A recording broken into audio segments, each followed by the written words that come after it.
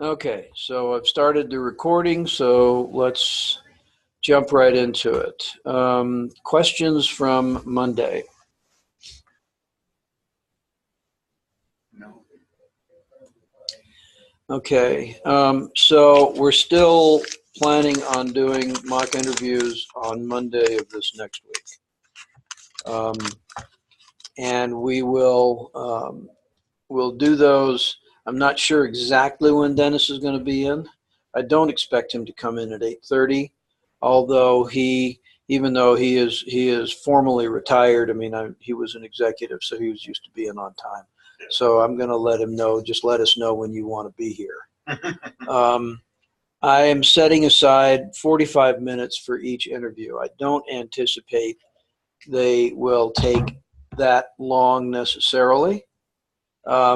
But it depends on how things are going and how much feedback he has for you during the interview. So what we will do is just set aside the time and set up for recording, and then just the rest of us will be just discussing interview techniques and that sort of thing. So what I would like to do today is to continue talking about the interview process.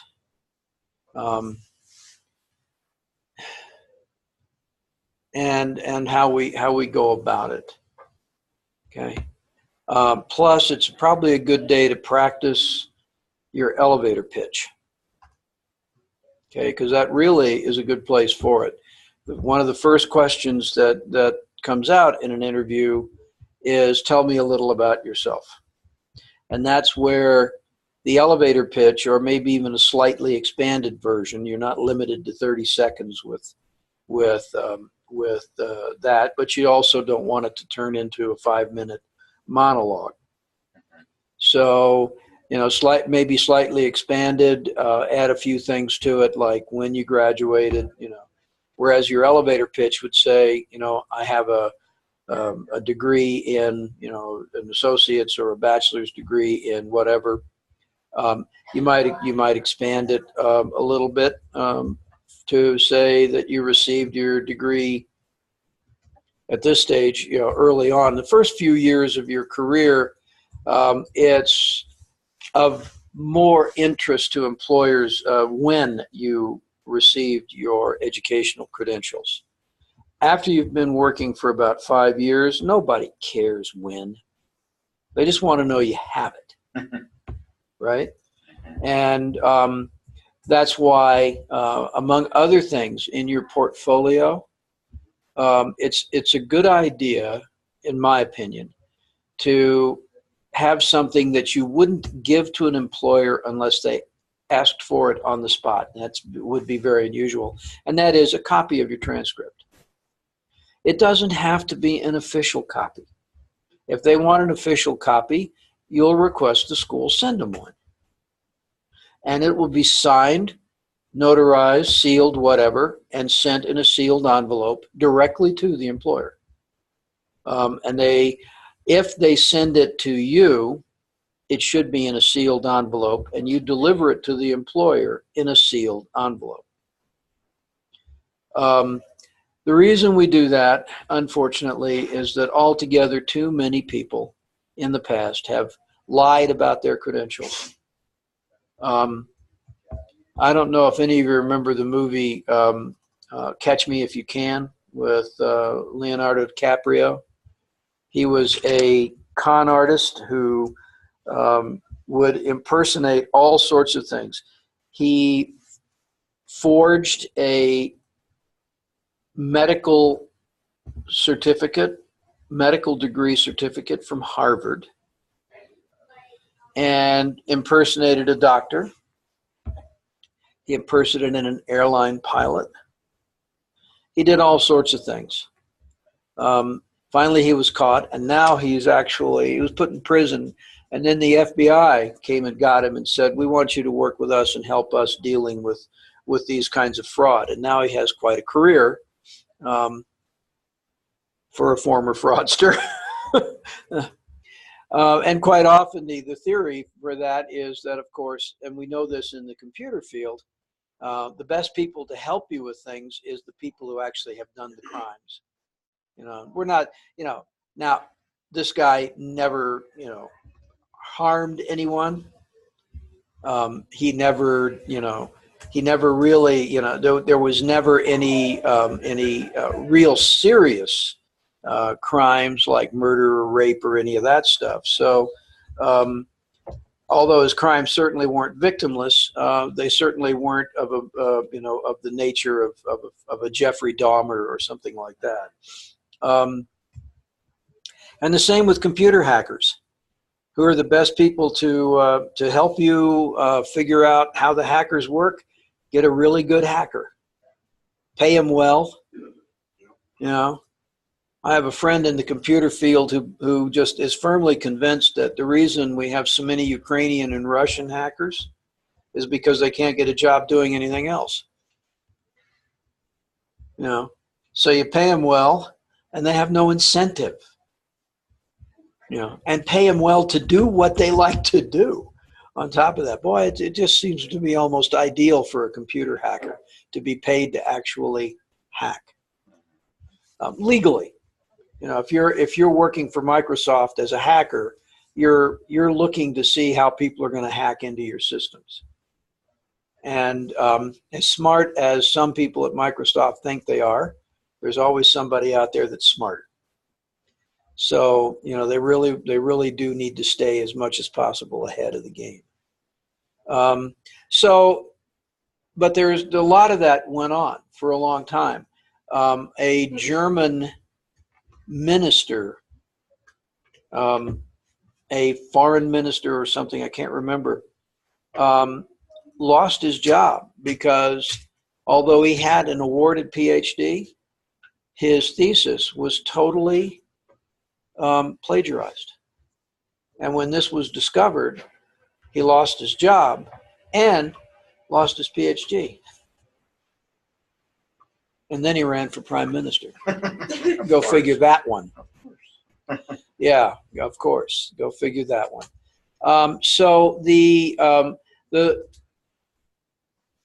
That's the reason that we have to go through all this. I mean, when I went to work for College America originally, I had to contact my schools, and my degrees were awarded, 40 plus years ago.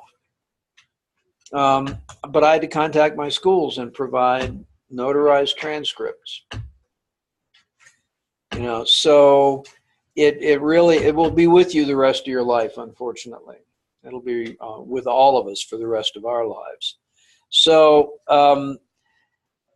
it's a good idea just to have it. An employer is not likely to ask you for a copy, but if they do, you can show it to them and volunteer to have a notarized copy provided.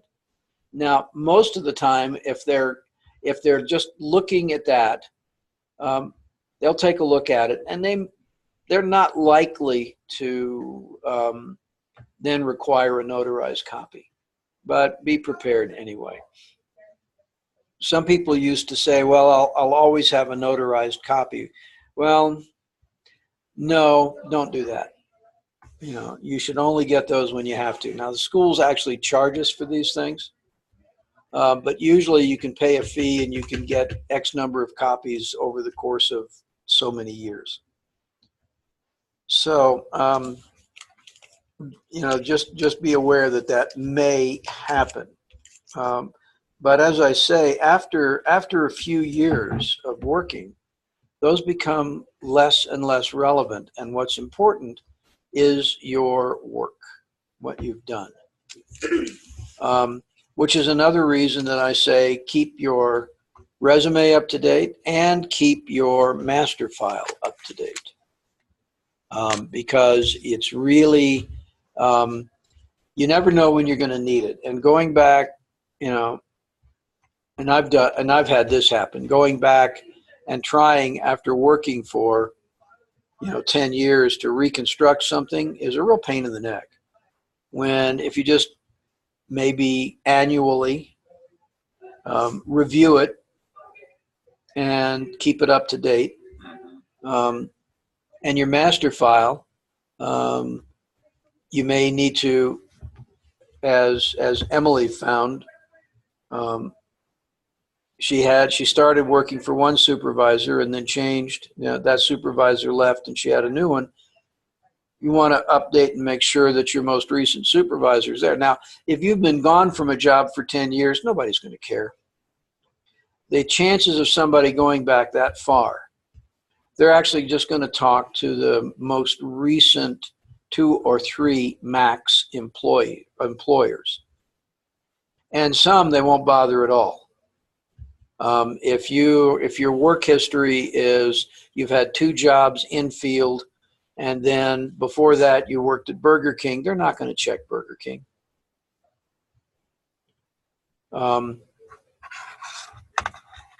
So that's one thing. So that's one of the reasons that your assignment this week was to work on the master file.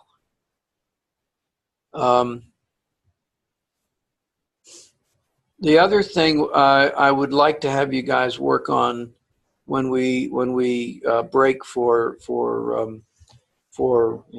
doing the work is work on drafting that a rough draft of your thank you email that you would send to whoever interviewed you. Remember, you're going to get probably from them a business card. So you're going to have their email. If they don't give you a business card, you can always ask for their email so that you can contact them. But you really do want to send that thank you letter. So those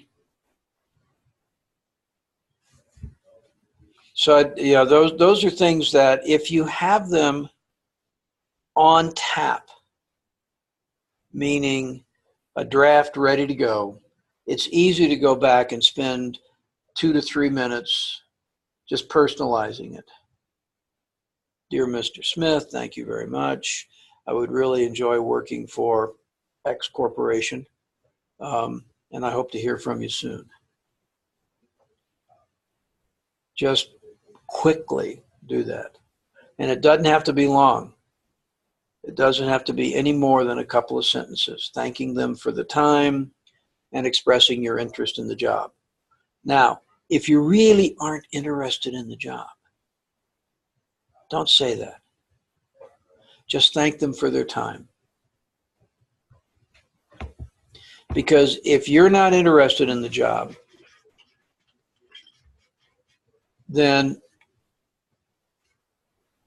chances are it's because you both realize that it's not the job for you. Okay. Now, if you're not terribly interested in the job and they want to hire you, then you have an interesting set of choices to make. And if you are ever offered a position that you really don't want, and this has happened to me. When I was in the pharmaceutical industry, I was working as a project manager, and one of the positions I was in at Wellcome, and another company was hiring, and I flew up to Connecticut and I interviewed and I spent a day there, and in the end, I really didn't want to work for them. And part of the reason I didn't want to work for them is because I didn't see an advance in my career. It was just doing the same thing I was doing for Wellcome for a very minor differential in salary, but moving to an area with a major differential in cost of living. So I was looking at losing money. And so I was offered the job, and I talked, we talked about it. They were very also uncooperative when I asked if they could help me find information about employment for my wife. So there was a lot of things that went on, and I turned them down. But I just said, I'm not in a position to move at the moment, and because we had small kids, and I was real honest. I said, I'm looking for something that advances my career in a different direction. And the recruiter that had come to me and tried to get me to take this job was really furious with me, because of course he lost a commission. Well, that's too bad. I wasn't in it to make him rich. But but I had to write that letter. I had to say, no, thank you. I appreciated the interview. I appreciated the chance to get to know you and the company, but it's not really where I want to go with my career. And very shortly thereafter, I moved to a different job within Welcome, which was an advance to my career. So you might have that. Or it might be that you look around the company and you say to yourself, this place does not feel right. And there are places like that. You walk in the door, there's an atmosphere. And you look at it and you say, no, this isn't right. There's something that I'm just not going to fit here. And usually you'll know that, and so will they.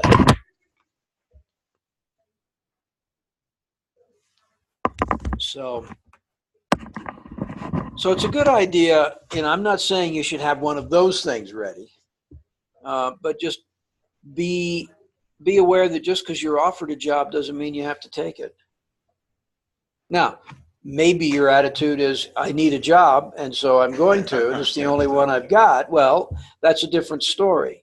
But you're going into an interview then with a different attitude. Your first job is the tough one. After that, unless, of course, you've lost your job, maybe the company's downsized or whatever, which does happen, or these days the company is bought by another one and they get rid of everybody. That happens all the time, and it's not your fault. But it does, when you go into your interviews and someone says, well, why did you leave your job with XYZ? Well, they downsized. They were bought by ABC, and they fired all of us that were working in this facility. They closed the facility. Oh, okay. Everybody knows that happens. And usually when they do that sort of thing, you can find someone willing to write a general letter of recommendation. Cody Smith did an excellent job. However, the facility that he was working in and the department he was working in was let go through no fault of his. Just something like that. And that's another thing to when you leave a position, under circumstances like that, it's perfectly legitimate to ask your former boss for a general letter, a to whom it may concern letter of recommendation. That goes into your portfolio. Okay. And it's pulled out when it's needed.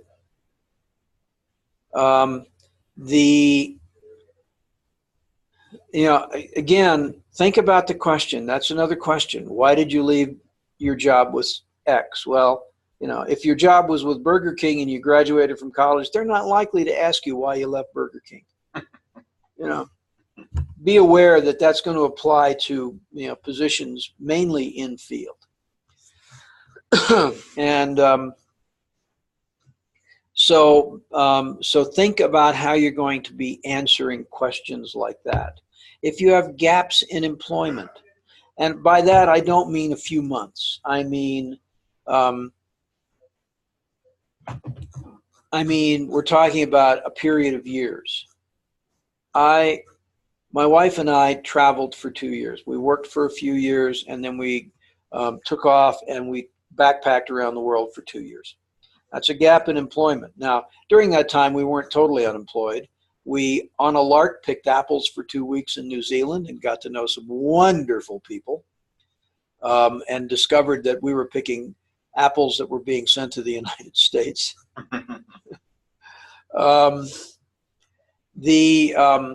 And in Australia, we worked to earn money to extend our travels a bit, and to actually take a tour of China back before Americans were allowed in directly. Well, Americans were always allowed in. It's just that there was no, you had to go someplace else to get in. Yeah. So and you had to go in with a tour group. Chinese didn't allow just random tourists. They were starting to, but you had to speak Mandarin. So very few people did. Later on, we read a book called Iron and Silk, and it was written by a man who had studied Mandarin and martial arts and Chinese medicine. And he went into China and taught English in a medical school in China.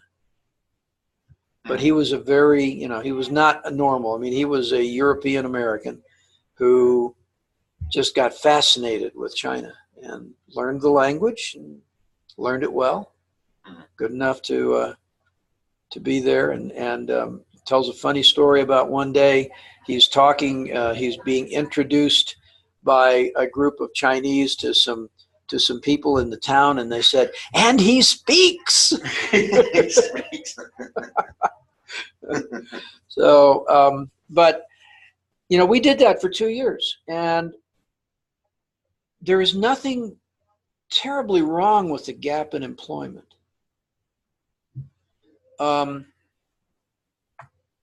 Not inherently. I mean, if you had a gap in employment because you were in prison on a felony charge for 5 years, that's one thing. But in our case, being traveling around the world for 2 years, it wasn't that common for Americans to do that. Now, if you're in other places in the world, like Australia, people do that all the time, and they're gone for years because it's so bloody expensive to get out. It's a long way from anywhere. So when they left, they tended to be gone for extended periods of time.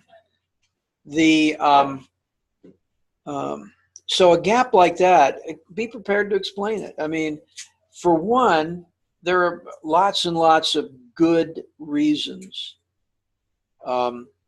These days, you may take a year or two off if you have an elderly parent who's ill and needs care.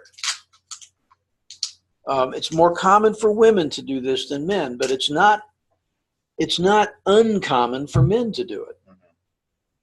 Of course, women will also often take a year or more off when they have a child.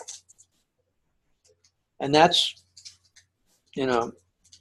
that should never be held against someone for doing, because, if we don't have children, we go extinct real fast. Yeah, we may not need 7 billion of us, but we can't get along without any children. So, the issue is that if you have a gap, be able to explain it. In some cases, it'll be something like that. In our case, it was something that really sparked a lot of interest in people, and actually probably got me more interviews. When my resume said 2 years of backpacking around the world, probably got me more interviews than anything else. That's exactly what happened. Exactly what happened. Yeah, right.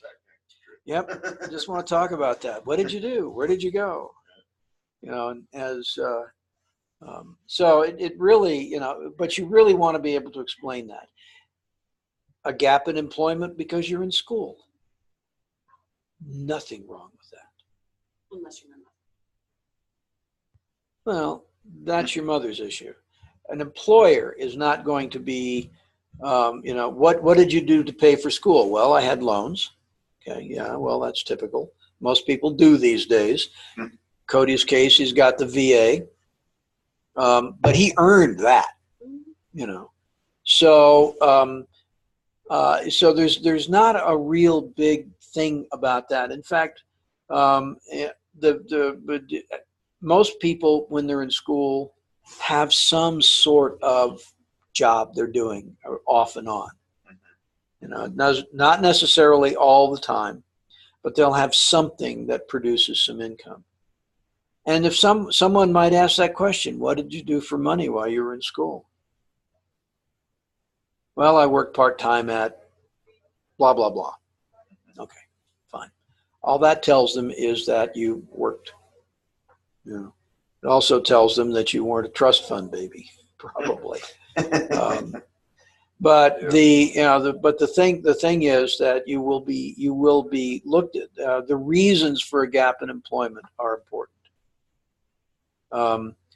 These days, with them, when unemployment was high, and these days unemployment is low for at least for the majority of the population, the white population, the unemployment rate is low. And so people are not surprised that, you know, that you're working.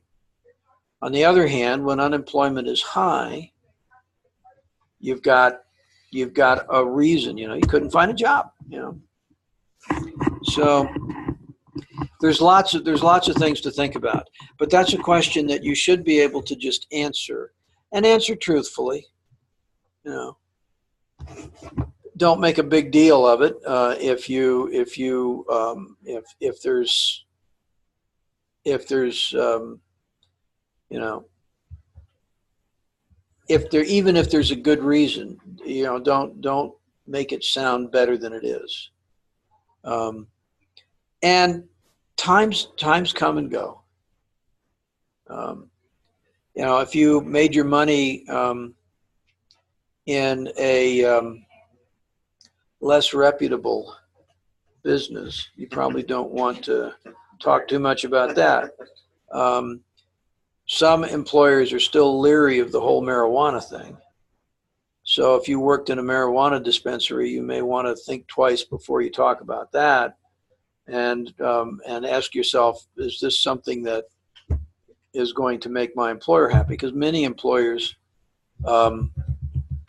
will still view any form of drug use as a negative.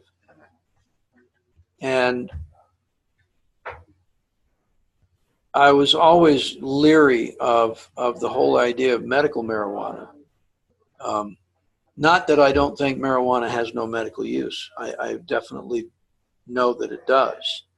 However, employers, the suspicion is that you get, back when it was just medical marijuana here, was that you just got a medical marijuana card from a compliant doctor so you could smoke dope. Yep. Just got doctors just on. Yeah, there you go. Well, a lot of doctors didn't see anything wrong with it. Yeah, or anything. Now the problem, of course, is that marijuana stays in your system for a long time, and every employer is going to ask for a drug test as part of your employment these days, which is really bothersome in some ways, because we may be seeing some of this here, but there are some places in the United Kingdom where cocaine use is so high that it has gotten into the water supply, because people will use it and it's excreted through the urine. And the water purification system does not take it out. And so there are some places where you can almost get high just drinking the water. That is bad. That is really bad. And it says something about what's going on in the society. You can't really explain it to the employer because you're like, I don't use it. No. Well, you got it all through your system. I don't know. I mean, I don't use the stuff. never touched it in my life. Yeah, right. Just drink some water this morning. Yeah.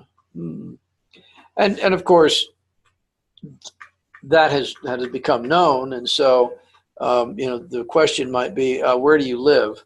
Because, of course, the levels are still going to be kind of low. Where do you live? Oh, okay. Do you drink bottled water? No, man, why would I do that? Right, okay. You don't say, man, why would I do that? I can get high just out of the tap. I keep making it easy, Road. I'm just kidding. All right. Need to relax, son. Yeah. But the problem is you will have that. So if you happen to be someone who uses any sort of drugs, your best bet if you're applying for jobs is to stop. Because you will get drug tested. And don't try the getting a friend who doesn't to take things in. Hello. Hello. Come in. Morning. Good morning. Is this everybody? Everybody who's here, What do we teach them? CSS 299, professional development. Oh, nice. You guys are getting close. Huh? Yeah, probably going to have our mock interviews on Monday. Who's coming in for that? Dennis has volunteered. Dennis Baker? Yeah. Oh, really? Good. Yeah. Okay. Hopefully they'll have a chance to see you this time. Yeah, I didn't. Yeah. Yeah. Talked to me a little while. Yeah. So just a quick announcement. You already know this, Emily. I'm not sure if you know it or not, but if you guys notice, LC3 has been pretty tied up for about 2 months. We've been waiting for our creditor to give us word of when they're going to come here. So every 5 years, they come in and they re-look at the campus. That's how you guys get financial aid. So they will look at the campus. They'll be here Monday and Tuesday. More than likely, they won't bug anybody. They are just looking at all the stuff that we prepared for them. They will do a survey. The survey you guys have always answered or done before. And so they may pull you out for that survey. I'm not sure how they're going to do that. They try to get all the students at one time. And so we may get everybody on Monday, take them to the theater, do the survey, and then release them back to you guys. Okay. So CEO will be here, Eric. Yeah, he's been here, I think, one time. I've been here 11 years, so it'll be great to see him come to our campus. So you can see what we're doing. And so, yeah, if you guys have any questions, though, come see me. Otherwise, just be yourselves. Right. We will. Sounds I know you will. We know you will. Yeah, we will. We'll get along just fine. Matt. Thanks, fine. You're welcome, Katie. We'll see you later. Okay. You're so good with vehicles. You know how to put a lift on a vehicle? Do you know how to put a lift on a vehicle? Like what? Lift in a car. You do? You know how to do that? Look at this gal. Nothing. I'm going to lift on my car. And I thought of Emily. Is your brother a mechanic?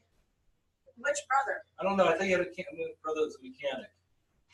I have 3. You have 3? I'm a calculator. I'm trying to find somebody that can do lift on the Jeep. Okay. Make it in class. Auto body shop. Joel's Jeep. Why not? Yeah. Well, a good auto mechanic is worth his weight in gold. We had one down in Arvada, but we don't go that far just for auto work now. We found another one that we like in Berthoud, so and that's close enough. Yeah. So anyway, so yeah, that's another thing. We are doing that. We'll have to see what that schedule looks like. And I will warn Dennis that we may take a break if the students are called into the theater for the survey. And I don't know if that includes us. But I don't know if you know, he mentioned Eric is coming. Eric is the CEO of Center for Excellence in Higher Education. So he doesn't come out here that often. The last time I know he was in Colorado, he was here for the trials, the court case, and didn't visit the campuses that I know of. He may have visited the Denver campus. But he's, but I'm sure it'll be interesting to have him here as well. So So Monday, I'll be contacting Dennis and we'll figure out, and I'll let you guys know what time to expect him to come in. So come dressed for interviews. That ought to really impress I was gonna say the accreditors. God, your students look good. Dress all nice. Yeah, boy. Yeah, this looks really great. Yeah, we won't tell them. We'll just, oh yeah, this is our student body. Yeah, this is what they dress like. Yeah, right. They outshine the faculty. You know, this is what we train them for. But you know, they'll see everything. But I'm probably going to warn people not to come in their ripped up jeans and stuff. To at least. Obey by the dress codes. Yeah, Baggies on. please. And although I will admit I will probably break the dress code for faculty because I'm supposed to wear a tie, and I have this issue. I was gonna say, does anybody wear a tie? John Nicholas. Oh, I guess he does. Yeah, but he comes from work. Yeah, he wears it at work. He wears it at work, so he comes here. And then Dan and Joel. Yeah. They're the only ones that actually wear ties. Yeah, and Dan half the time doesn't. Yeah. So, and Depends quite on often what- Joel doesn't, but I Yeah, expect depends he'll on be what here. they're doing. They Yeah. just take it off. I may actually carry one in case they really get excited, but I hate them. I wore 3-piece suits for 20 years, and that's enough. Mhm.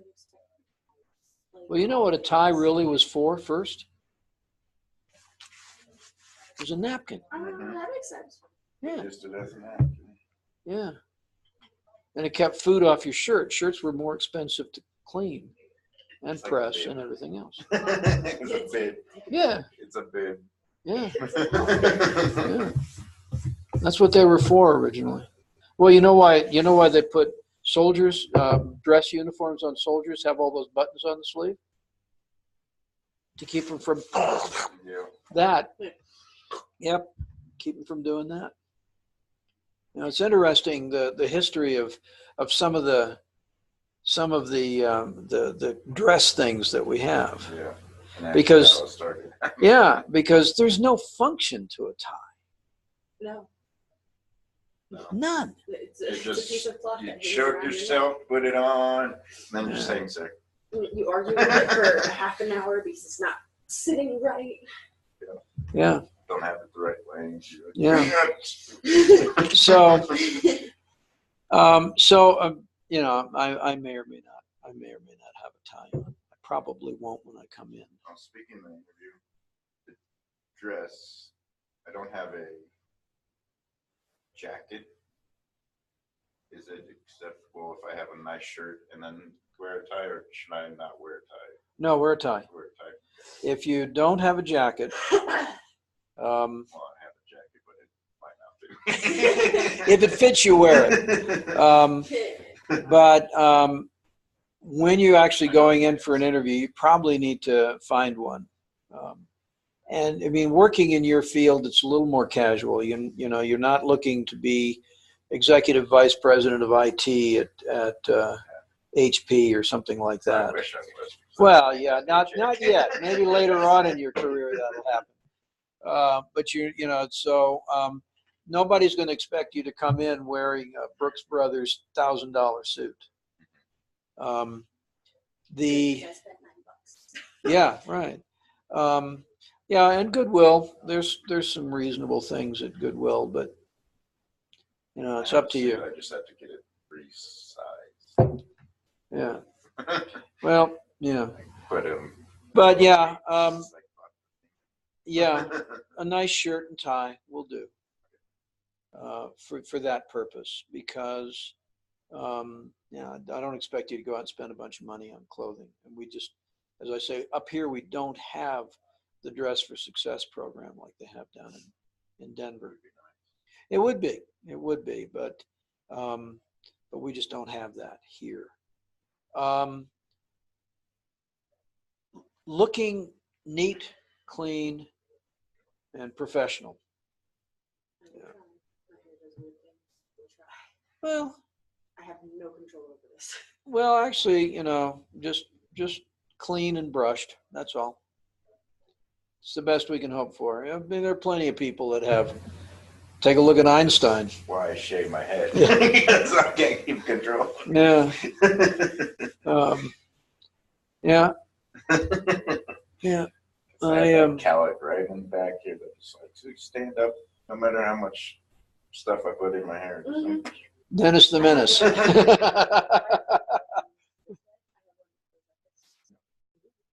It's all right. I mean, hair does that. My hair, when it gets long, gets real curly. In fact, when I was born, I had golden curls. And my mother let them grow out. And so my father was, I think, overseas somewhere.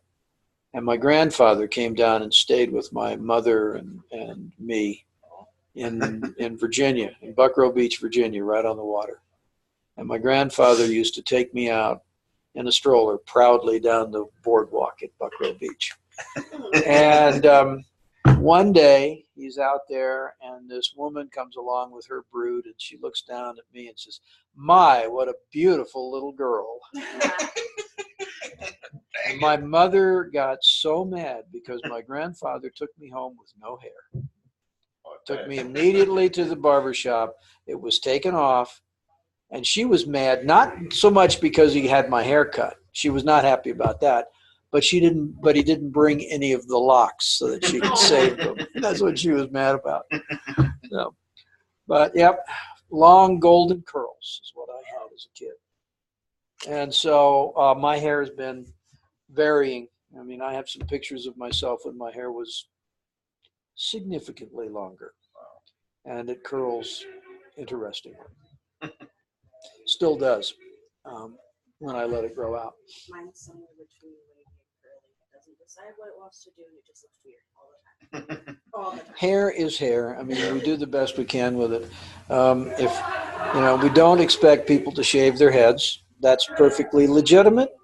Pardon? Well, but we don't expect that. We don't expect cue balls, right? I'm not a cute ball. No, you're not. You just have short hair. We don't expect you to get angry at your hair and shave it all off, though. We just Not don't. all of it. Use some wax but- to shine it up. Yeah, right. We also don't expect you to try and plaster it down with mustache wax. But the issue is, just come in appropriately dressed. My take on it is that the accreditors aren't going to much care as long as people are not coming in short shorts and tank tops. Yeah. We do have a dress code, so we're going to emphasize that Monday and Tuesday of next week, people come in. The way Yeah, follow the dress code. So, their wear my IDs, their school IDs. Yep, should have IDs on. But what? Do you have a class on Tuesday, Emily? So you're only here on Monday, and you'll be dressed on Monday, so it won't matter for you. You're going to be in both days. should I have my Oh, school ID on? I would have it. I bet it's in my drawer with the rest of my scrubs. I would have my ID. It's not like I lost it. I know it's somewhere at home. I remember taking it out of my backpack and putting it on my desk. I don't know where it went after that. So, Well, find it. oh, Find it. You've got 5 days. I bet it's in my scrubs. Yeah. I bet it's still attached to one of them. Wouldn't be surprised. And so that's I'm glad they came in and talked about it. They'll come in the rest of the classes too. So again, remember that we will have to be in class until 12:30, which is not a problem for you guys ever. So, and for Sarai, she will be with us till 10:30 and till 12:30. So she'll be fine. So let's keep so you go into the interview what you want to do is when you're sitting, you don't need to be military stiff, but you need to be erect. You know, we're all used to sort of dropping into a chair and, you know, it's nice to sit down, blah, blah, blah. We don't want to do that. So you want to sit up, be attentive, look them in the face. Don't try to stare them down, but look them in the face. It's okay to, when you first look in, just look around the surroundings. Take a look. There's nothing wrong with that. I mean, well, we all do that. You walk into a new place, you look around. What's here? You know? Yeah, but you don't want to, oh, look, a bird. You know? Squirrel. Yes. Yeah. But you don't want to look like you're being totally distracted by your surroundings, but be aware. If you see something that is really interesting, I've been in offices where you walk in. One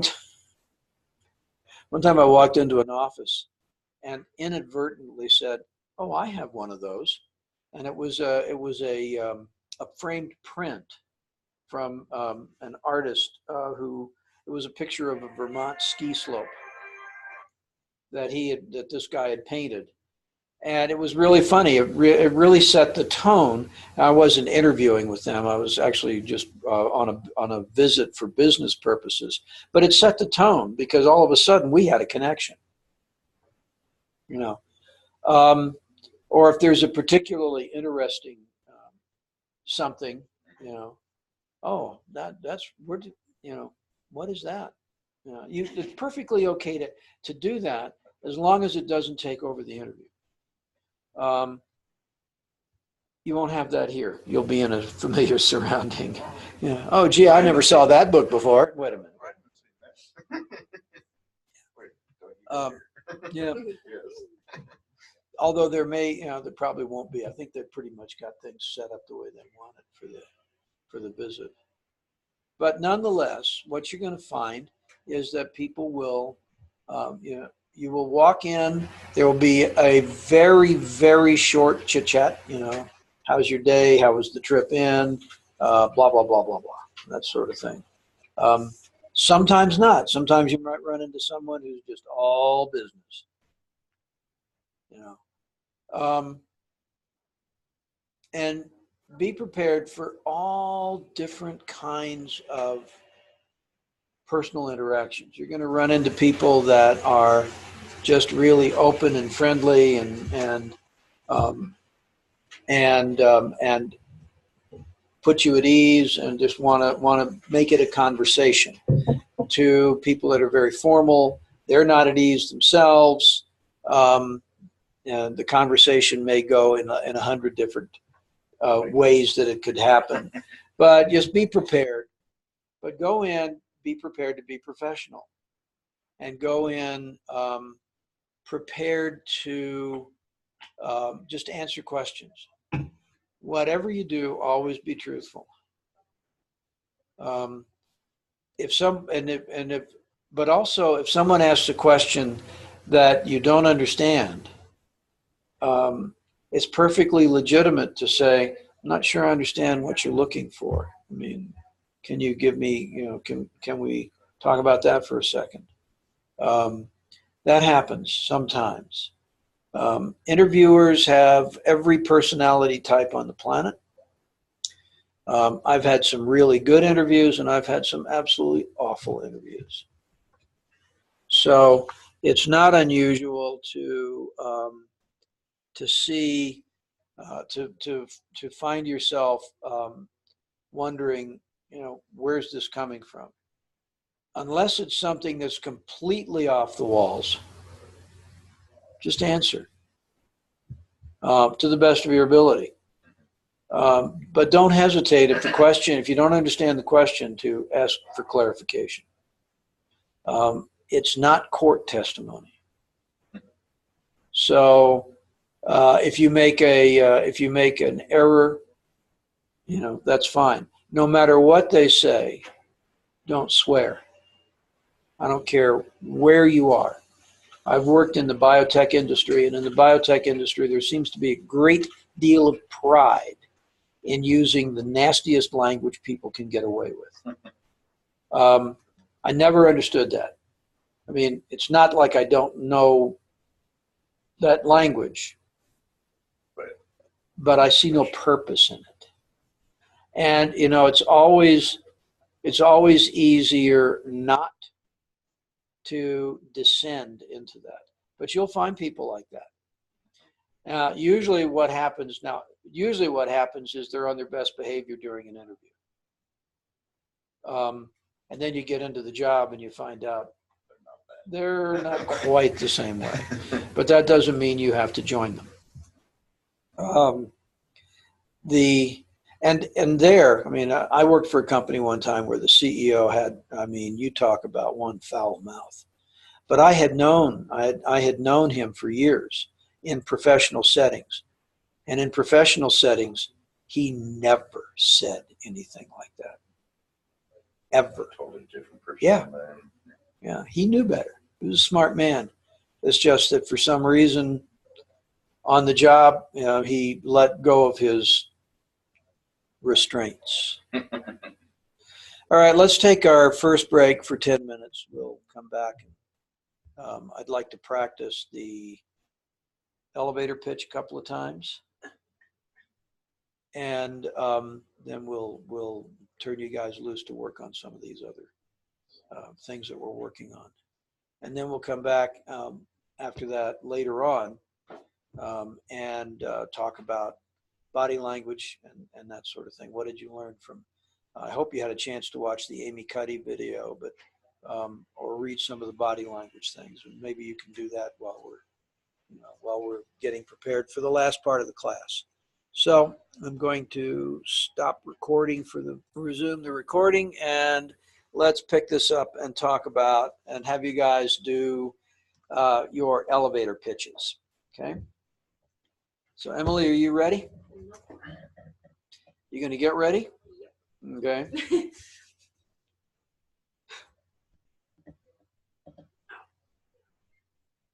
You want to start it off, Cody, if Emily's going to be a little hesitant here? Okay, well, we'll let you look. Yeah. I may have to read from this paper though. That's okay. Here's my suggestion. The best way to memorize something is to actually read it enough times and listen to yourself as you're reading it.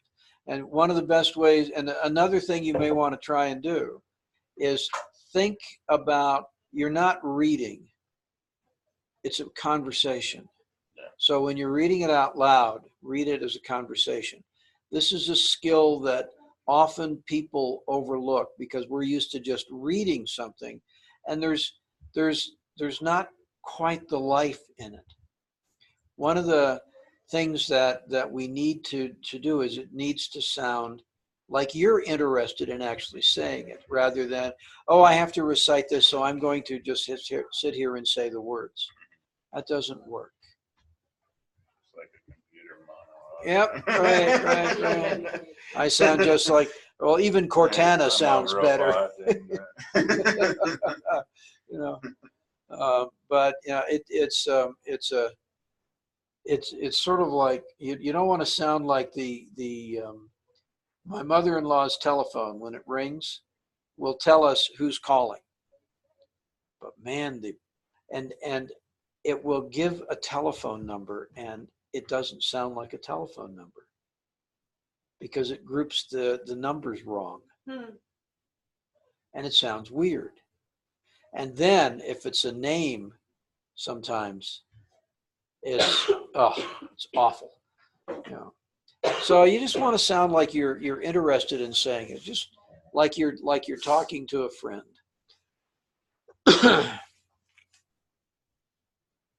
And reading is fine. I would suggest you read it into a mirror, and I would do this until you can look into a mirror and say it without, you know, does it have to be absolutely word and so forth perfect every time? There can be minor variations. Yeah, and you're always going to think about how can I say this better? So, but the issue really is to get used to the idea of just talking about yourself. Because you want to do that. So let's go. Hi, my name is Cody Smith. I'm currently attending College America, and I'm graduating in March of 2019 with a bachelor's degree in computer science with a networking and information security emphasis. I have a lot of experience with Microsoft Office products and with computer technology. I am currently working as an IT support at College America right now. And I would like to get a position with a company that I gain the knowledge and use that to support my family and make a living with. Okay. All righty. Keep practicing. You know, think about it. You may, after you say it a few times, you may find that you automatically have changed it because you've somewhere down in the back of your head, you've found a better way to say it. Don't suppress that. Okay. Because you may be telling yourself, this is a better way to say it. Okay. So work on that. Yeah. Emily, are you ready? Oh, yeah. All right, go for it. My name is Emily Anderson. I recently finished my Associate in Medical Specialties at College America. I am a certified medical assistant. I have a speak. That's why you need to practice. Oh, I don't do it. Keep going. I have many other certifications, including phlebotomy, basic first aid, and CPR. I am looking for a position as a medical assistant, and I am especially interested in the women's clinic and working. Okay. Works, as I said, keep practicing. Work on that for the next several days so that it sounds normal. You know, both of those, the wording is fine in both, but it needs to be delivered like you're just talking with one of your friends who, you know, obviously is going to know your name, but maybe someone you haven't seen in several years. You know, what are you doing now? Here's what you're doing. So think about it in that respect, but also understand that the person you're giving this to, this will probably be the first time you've ever met them. Now, what Layla was talking about a few minutes ago, when she goes in to talk to this pharmacy, that this compounding pharmacist that is asking for her resume already, that'll be a slightly different conversation because there is already a little bit of knowledge, but she knows, she has her own elevator pitch and she knows about it because, you know, we worked that out when she took this class. So what we want to do is make sure that we have that as something that we have just really down and ready to go. Okay. When you're thinking about all of this, keep in mind that you want to sound confident and competent without sounding arrogant. Okay. Now, I don't think either of you sound arrogant, so let's just leave it at that. Okay. But you need to put a little more confidence into it for both of you, because really that's what people like, confident people working with them. And they like people that they think are going to do the job. Okay.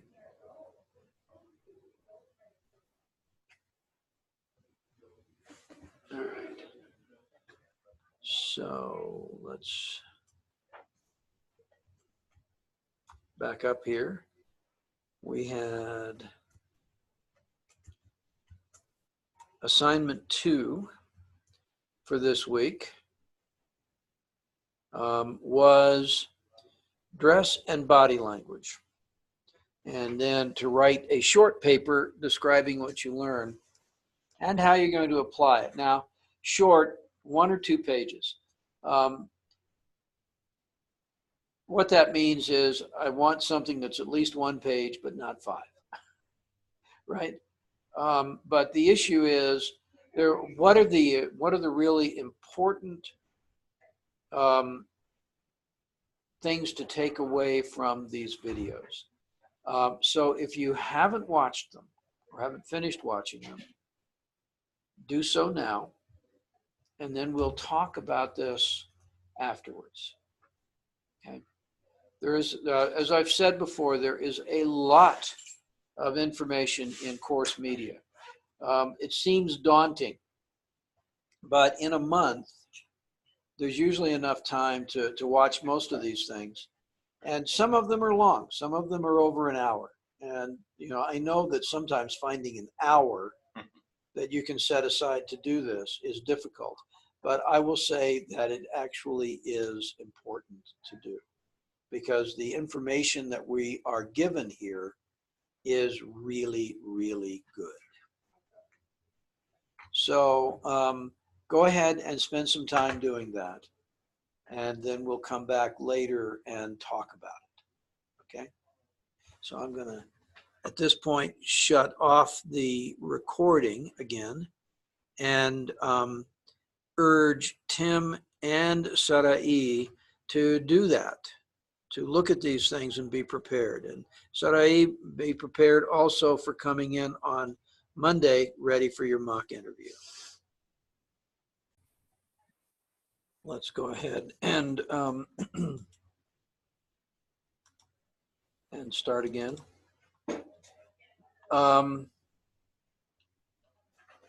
Okay, so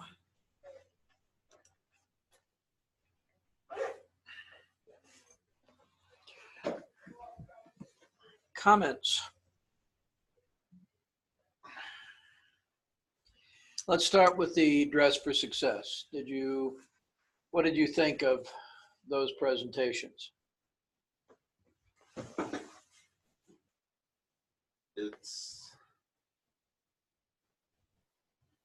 learned that basic stuff, and you should dress formally, suit and tie, well, for guys. Yeah. Learned that females have it a lot more difficult than guys do. They have a lot more stuff that they have to look more presentable, I guess. But I learned that you should do your work research on the job position or the company that you're working for, because you don't want to go overdressed if you're going for a construction job or whatever. You don't want to come in a 3-piece suit because they probably go, well, we're not hiring you for a sales position. Right. We're not going selling for houses. Yeah. How are you going to look with a drill in one hand and a hammer in the other, wearing a 3-piece suit? Yeah. Well, we were going to take you on the job site, but you wouldn't fit in there. And those shoes are absolutely inappropriate for a job site. Yeah. Right. But they went over how the best way is to come in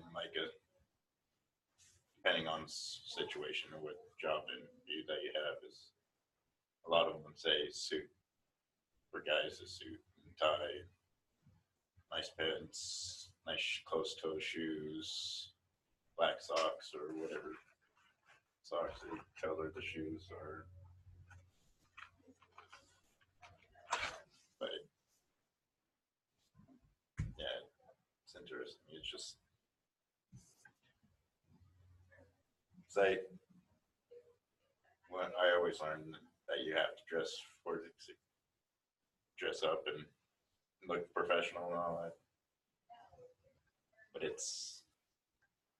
I always worry when I go to a job interview that I'm too dressed up for a job.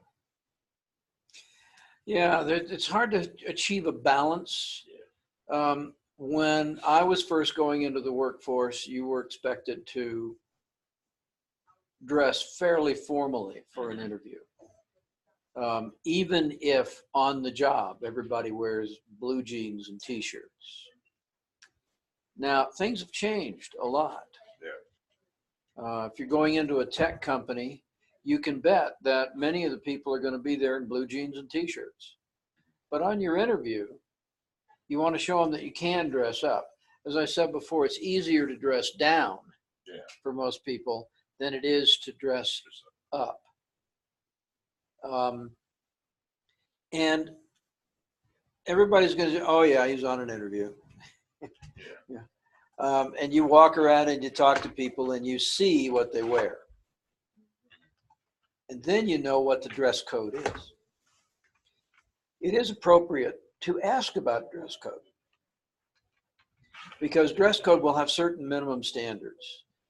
Depending on the position you're in. I mentioned shoes on a work site. Well, you want to have shoes, steel-toed boots, hardened soles, because God knows what you're going to be stepping on, right? That's not necessary if you're, as you say, a sales position, right?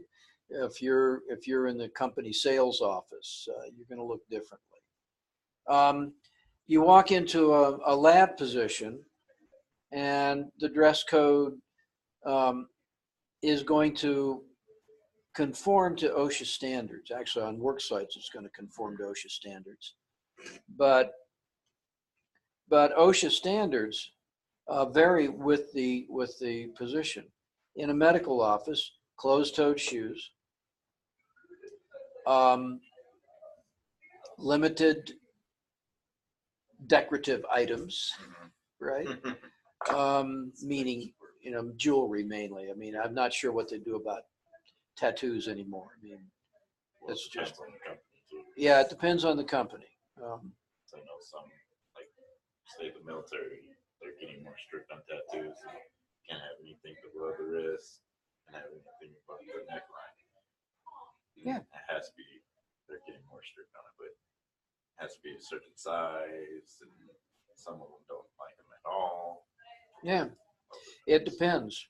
As I said, when I was a kid, you didn't see a lot of tattoos except on disreputable types. And now, of course, I see executives with tattoos. It's on everybody. Yeah. So there are times. But even then, you want the tattoos to be tasteful. And sometimes you find people that aren't. Had a student in our injections class who was real hesitant about one of those. Hey there. Hello. Can I interrupt you guys? Absolutely. We'll do our plus delta thing and then I'll get out of your hair. Okay. Please, thank you. So did you guys do this yesterday? You were in for some of it, did you guys? Nope. Okay. Emily only has Monday and Wednesday class. Aha. Okay. So normally it's Paul and I doing this, but he's swamped right now. Well, so am I in class too. But so since, as he, in his words, it's our job to make the campus awesome. We know we're pretty good, but we're not perfect. So we're going around and we're talking to all of the students to see what we're doing right and what we'd like to improve. We need to know what we're doing right because sometimes when we get excited about improving, we dump things that are already going well. And we don't want to do that. If it's already going right, then let's just keep it going. There's my Coke in my water I couldn't find last night. And it's still. Coke's probably a bit on the flat side. No, it's still sealed. Real? Oh, it's sealed. Okay. Okay, so I'm going to put it right in front of you. I'm sorry. But I lost it yesterday. I didn't know where I put it. Now I know. Okay, so if you guys could give us let's start with what we're doing. What's going right for the campus? Not just the instructors, just campus-wide. What are we doing that's right? I like more activities that get out and do something. Like the jam activities, and like the monster truck. And Yeah, it was awesome. Things like that. Okay. Yeah.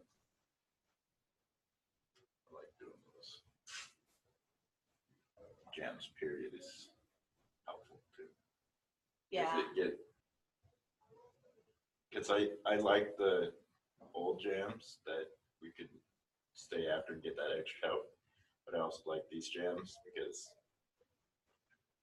it gives us the opportunity to We can sneak in more. yeah, like us, for me, IT, I can come to your jam and learn more of the medical side or watch you do the medical side.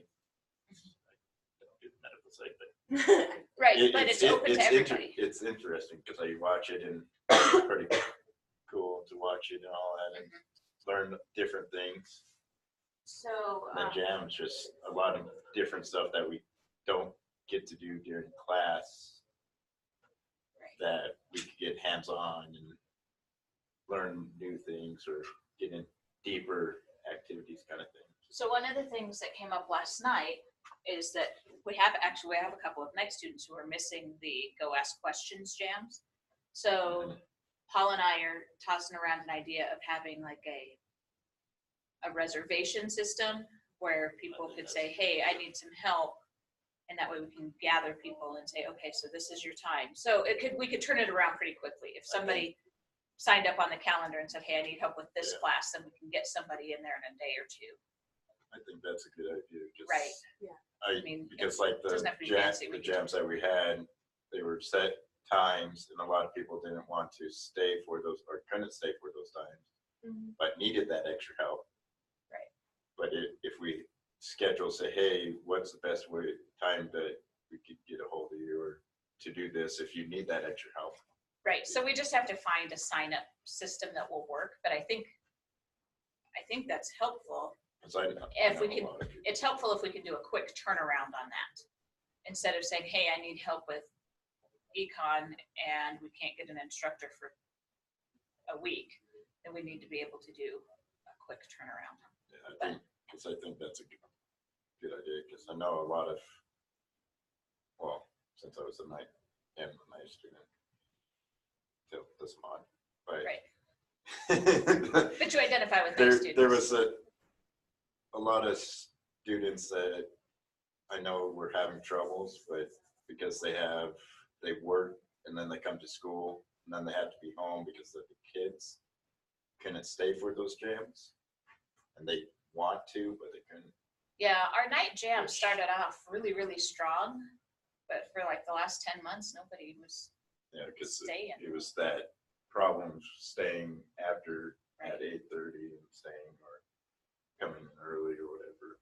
So. And they can't do that because they have to go get the kids. And I know they had to.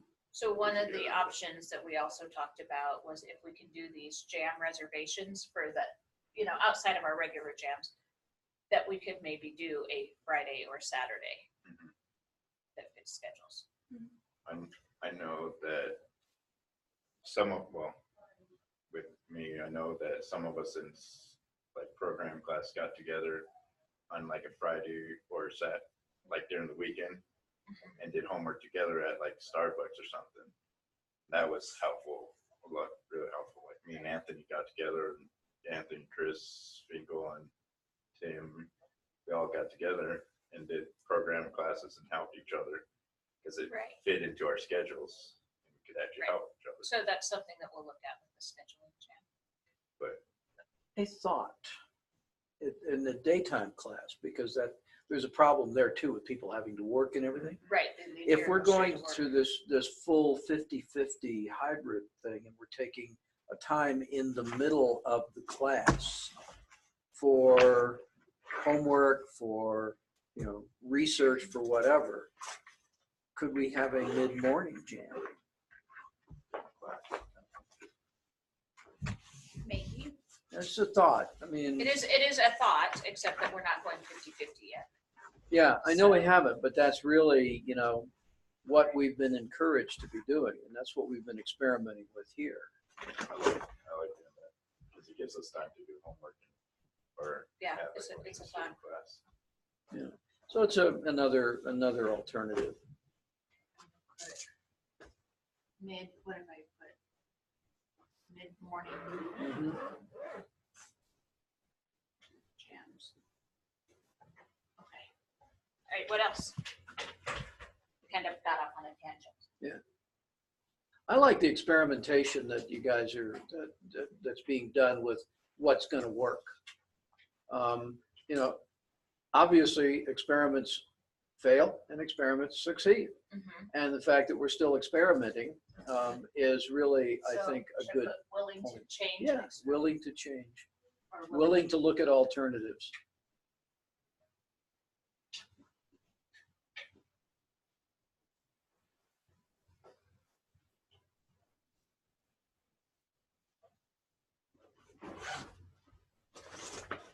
I am gonna put experiment, because a lot of this is. Yeah, I know it was brought up because I was in some of these last night, but the new structure of the classes, having those daily checkpoints, I hate it. they're good to get on, to make us get on daily. But at the same time, if we do forget one, even though they're only 5 points, It drags down our. it drops the grade pretty. I put that in both. And I did that last night too. Yeah, Because they're good. They're good for increasing accountability.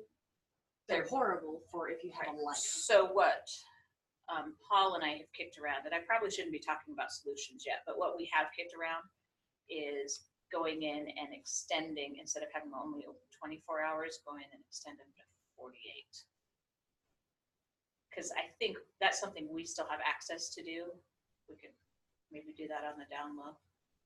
But, I mean, we can't leave them open all week Well, because yeah, that that's defeats the makes sense, purpose. but- I couldn't get mine But yesterday. If we because could do it, all we could open them for 48, that gives Gives us you. the extra day of going, oh yeah, I forgot this yesterday, let me get that. Right. While you're So that's something that Paul and Katie and I are gonna talk about.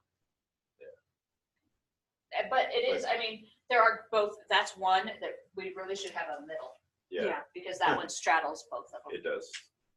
Because they have their ups and downs. Yep.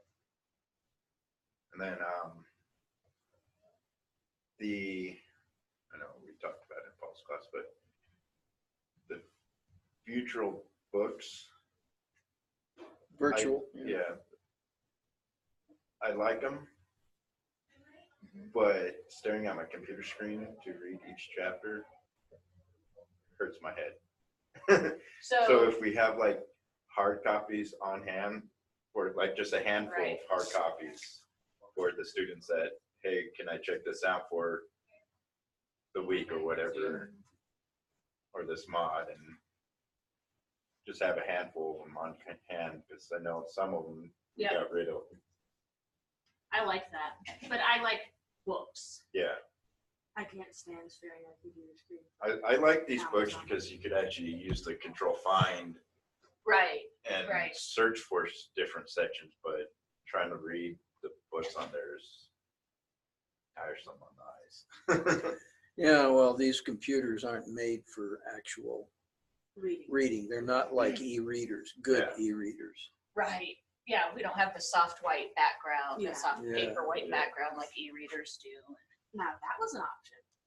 And the other thing about these books is even if I want to print the pages off, Mhm. it's limited to 10 pages Oh. to print off each chapter. So you have to print off 10, go from that 10 to the other 10. It's a pain. And like, there's Right. no, Well, and in the end, if you're using our paper to print it on, it's cheaper for us to buy textbooks exactly. than trying to get pay for the- toner and paper. Mhm. Okay. That's my night class's biggest complaint too. Yeah.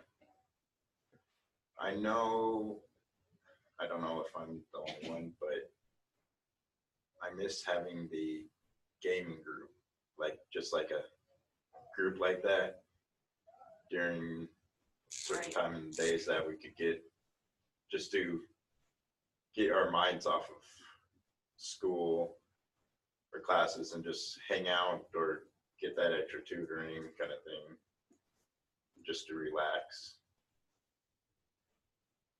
I know we had, So I know Paul's got something in the works for that, yes, so. I know Paul's starting to do more things to keep us busy, kind of thing like that. Yeah. But I like having that group. And then we also. It's with- not necessarily learning based, because all of Paul's stuff is all educationally Yeah. based. Even though it's fun, you're gonna learn something. But But, maybe something that's just kind of a kickback. and with that group, we also did volunteering stuff. Right. With the community that gained us volunteered hours or whatever, showed that we were actually active Right. and it looked good on the resume. And I like that kind of thing. Cool. This is good. No more putting Emily in morning classes. You don't like the morning class? It just lost me a job. Oh, sorry. Are you gonna go back to nights next month? Because you should be almost done, I right? have no control over it. I had no choice of morning or night classes. I don't So know be what- sure to talk to Christy. I don't know what's gonna happen. Okay. be Is sure to talk to Christy here today? She is now. Oh, okay. Yeah, she just had a late start. She is pretty awesome about that. Just like Tim's supposed to be in this class, but he works during the morning, so. Yeah, so he's Zoom, Oh, He that's Zooms tough. all the classes. and he has to see the recording because he's working. Right. I have a student like that too. But Okay. I can't. Cody, would you take pictures of this and email them to me, please? Jeez, man. Thank you. I don't carry my phone around when I'm working. But I do carry my Coke around and leave it. Unless you don't, yeah, unless you leave it somewhere. This was our last stop last night, Ah, obviously. yeah. I can tell.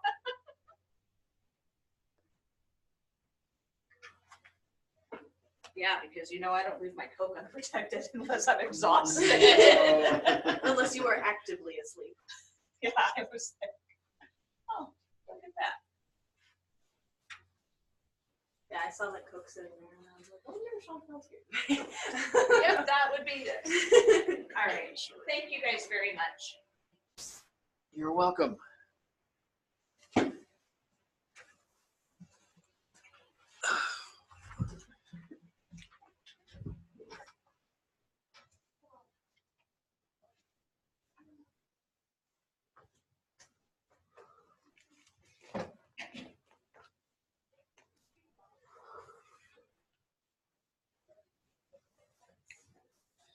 Okay, so what about you? The question is, what did you learn from the Dress for Success stuff? Y'all have really unrealistic expectations for women. Interviewing, at least. Because, like, there's some women that don't like getting dressed up. Mhm. Me. And Agreed. I'm barely willing to do it. Well, the issue is that what we're trying to do is help you have the best chance of getting a job. Well, yeah. And again, it depends on the image you want to put forth. Like, As I a, think I look better in jeans and a t-shirt than I do all dressed up because it's not who I am. And people see right through it. If you see me all dressed up, you know it's going to be for something. Mhm. And they're going to see right through it. They're going to know that she doesn't do this. well, quite frankly, most of us don't work in the clothes we interview in unless we are interviewing for a senior executive kind of position. Well, yeah, something you have to. Where the expectation is a certain image. Mhm. Although that's changing too. The Oprah video, the Oprah thing about dressing Yeah. is a different view than a lot of people have. And will that change? Well, everything changes. It's like the men now. They're wearing jeans and a suit coat, and they're fine. But if women do that, we're boned. Like, don't understand it, don't like it. Well, it is part of the ism of our societies. And Yeah. I am never That wearing it. Never. that's why you wear a suit pants. Mm. It's hard to find things that fit correctly when you have like a size 13 waist and size 6 leg. without looking sloppy or without wearing them too tight, because that's just, Yep. and with Well- that kind of material, it doesn't look good if you wear them too tight or too loose. So Oh, yeah. it's just, it was No. a battle Too tight is always a mistake. always. Too loose, well, you can get away with loose, Usually. usually. Yeah, if you walk in looking like you're wearing a tent, that's Yeah. one thing, yeah. Or I they're tried trying on- to fall off while you're walking. Yeah, right. I I tried mean, on one of my mom's suit coats yesterday, and I looked like a little kid playing dress When you're up. like I am a that, size yeah, extra you're small fine. up top. She is a size extra large. And I also have broader shoulders than she does. So the shoulders were sitting up here. mm, And it was just like awkwardly tight here and then just like a smock on the rest of me. It was confusing. I did not like it. and it's hard, and I'll admit, I mean, with the variation that in people's sizes, Yeah. For everyone, men and women alike, it's Okay. often very hard to find things that fit well. Some of the worst is footwear.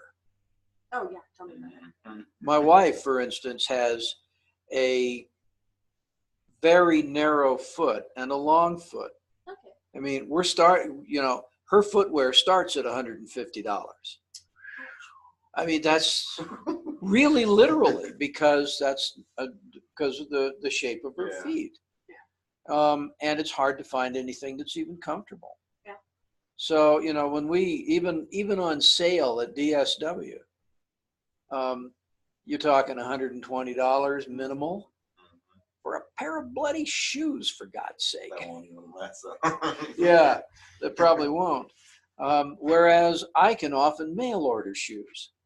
And you know they'll fit because they're a size, I don't know. Yep, I'm a fairly standard size. Yeah. I totally don't have that. But I love that. well, a lot of people are, again, we don't expect you to come in looking like you're a fashion plate. They did talk about that. And so, Yeah. saying if you don't want to draw your attention to just your fashion, so they don't talk. You want them to talk about your experience and your personality more than, oh, you see the dress on that, or Right. They want to take you. You want to be treated seriously. And one way to not be treated seriously is to come in looking like you just stepped off the runway. I won't say Victoria's Secret, but off of a typical fashion runway, where these people are wearing clothing that 99% of the population can't even attempt to wear. or want to wear. Or want to wear. You got it. I don't want to ever be that skinny. Some of But- those clothes are like, all right. Yeah. Well, I just Yeah. went for gray and black. and those are perfectly acceptable. Just flat gray, Um, flat black. That's all yep. I did. 'Cause I That's perfectly acceptable. don't know what else to do. Yeah. Well, again, And I'll put on a necklace. Like that's all I got. something simple. Mhm. And just the issue again is for you to get used to the idea that when you go into an interview, you're probably going to be more dressed than you will when you work. Now, if you are, if you're going to be wearing scrubs, they don't expect you to come in looking like you've got $1,000 wardrobe on. On the other hand, they want to know that, that you have something other than scrubs. Now, does that mean you can't ever go to an interview in scrubs? Well, probably not. But if you know you're going to have an interview, you should wear something a little upscale. I have an interview on Thursday and they told me to come in scrubs. When they tell you to come in So, scrubs, that's fine. I'm happy. Yeah. If that's what they're telling you, Yeah. that's fine. But if you don't have any guidance like that, Just you dress differently. it can um, be like for an hour. Yeah. So an interview is usually a relatively short period of time, meaning an hour or two max. for most jobs. Again, the further up the food chain you go, the longer the interview process is. But that's because that's just the way things are. So the rules are changing. I'm not even 100% convinced that guys have to go in wearing a tie. I just happen to think that it's never a mistake. You may have someone look at you. You may walk in the door, and you'll see the expression on the face that says, "Well, here comes an interviewee," and you're looking around, and everybody's in t-shirts and jeans. You'll know that you are overdressed that day, but you're not overdressed for the purpose, which is to make a good impression. I've been on interviews that I come really dressed up, and I'm way more dressed up than the person that's interviewing me and everybody else. I'm like, oh, Yeah, well, and that's true. That's happened to me on several occasions. On the other hand, you know, the next time, if I get the job, then the first day I walk in on the job, I might be wearing a pair of slacks and an open collared shirt, and that's okay. Or when I came back out to Colorado years and years ago to run a company, I interviewed wearing suits, and the very first day that I actually got to work, I literally drove into the city, dropped off some stuff at where I was going to be staying, and went to work wearing blue jeans and a flannel shirt. And we had a business meeting. That's what I would do. And that worked because I told them, well, I am not going to be dressed. You're going to get me. I'm spending the night in Oakley, Kansas, and I will be I'll be there by noon on, whatever day it was, and we can have the meeting. And that was fine. Nobody cared. But when I actually was interviewing for the position, I went in wearing a suit. It's easy to dress, as I say, you can always dress down. But if you go in and people have a different dress expectation, meaning up, and you've dressed down for an interview, they wonder if you can dress up. And that's legitimate. There are some people that don't like to do that. And you obviously are one, but it doesn't hurt to try it once in a while. So anyway, what else did you pick up? A lot of advice on, it's kind of like back and forth advice. One side is saying this, one side is saying that. There's such thing as too little makeup. There's such thing as too much makeup. There's such thing as you can't wear makeup. And it's just like, Yeah. all deals with what you're fine going for the interview. well, yeah, What I and they're just like, they're Yeah. kind of tug of warring. But it is. You really shouldn't wear makeup. Oh, you should wear makeup. Hide that face. Like, do that. I'm gonna have The issue with makeup is that a lot of people will wear just enough makeup that you're not sure they have any on. that's what And a lot of people don't react well to makeup. I mean, the whole, non-allergenic makeup is hideously expensive. Oh yeah, it's insane. But some people have to have that because they are sensitive to some of the crap that's in it. On the other hand, too much makeup is distracting. You're not performing you're not a rock star performer at Red Rocks where you have to over makeup for people to even see that you have eyes. Yeah, exactly. And you're not Kiss. No one really want to be. No one really wants to be, I don't think. But I mean, but it is something that to think about. What you want to do is not have people distracted by the makeup, but you want to, just look reasonably good. That's all. And again, in a medical situation, you're not going to have the big eyeliner and the eyeshadow and the other assorted things. You might just have mascara and chapstick. Like, that's And indeed, yeah, right. what I do. And quite frankly, in a medical setting, you want to have a minimum of stuff because people are sensitive. And also there are some safety issues. Those things hold on to crap. Mhm. So you don't want that either. So but it's in an interview situation, it just never hurts to look a little better than you will on the job. I mean, if you were interviewing to be head waiter at some hosh posh restaurant, you might go in wearing essentially a tux. First off, to show that you have it, and second off, that you actually look the part, because that's all look, very little else. But when you're working in the fields that you guys are going into, look has very little to do with the job you can do. You just want to make a good impression. Yeah, this person is, can clean up. And that's all. You may end up, and if someone does say to you, oh, just wear scrubs to the interview, then wear them. First off, it says, yeah, I heard you.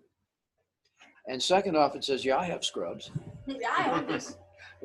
You know, I only have in a fact, drawer in full. fact, if you're ready, I can start, in 2 minutes. Yeah, pretty you know, much. Do you want me to start today? Let's go. Yeah, I'm ready to go. But so, do that. But when you're coming here, I want you to dress a little bit better for your mock interview. And by the way, Dennis will be here at 8:30 on Monday morning. So we'll get the interviews out of the way right away. Because I don't know what else they're going to be doing. From what Joel and Katie say, you guys might get called out. So that'll be fun. So, okay, what about Amy Cuddy's video, the body language video? What did you think of that, Cody? You were laughing It's at kind it. of funny. She's amusing. It is amusing, and some of the videos that she shared and pictures that she shared with it. But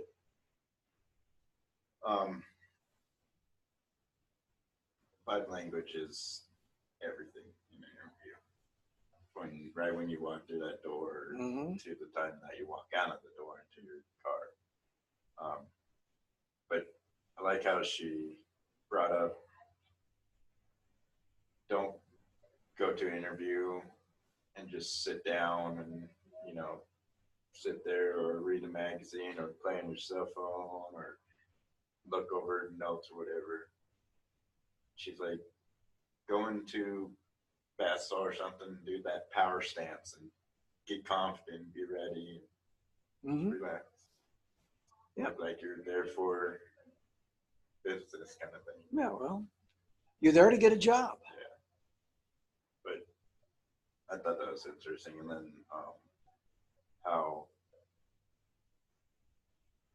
no matter if she also brought up that even if you're blind or deaf or just a regular person, everybody for that success pose of arms raised up and you're like, yes, did it kind of thing. Everybody does it no matter if you know what you're doing or not. They all do. same poses every single time. Yep. And that's why a lot of people read those body languages because it's pretty much the same thing Yeah, on everybody. pretty If you much. come in feeling confident, you will show it on your person, in your face, and your expressions that you do. And then if you don't, then you will show that. If you're tired or if you're not really interested in the job, you'll show that you're not interested in the job, even if you think, well, I'm gonna act like I'm very interested. It's still gonna show that on your face that you're not. So just be ready, kind of thing. Yep. They also brought up a lot of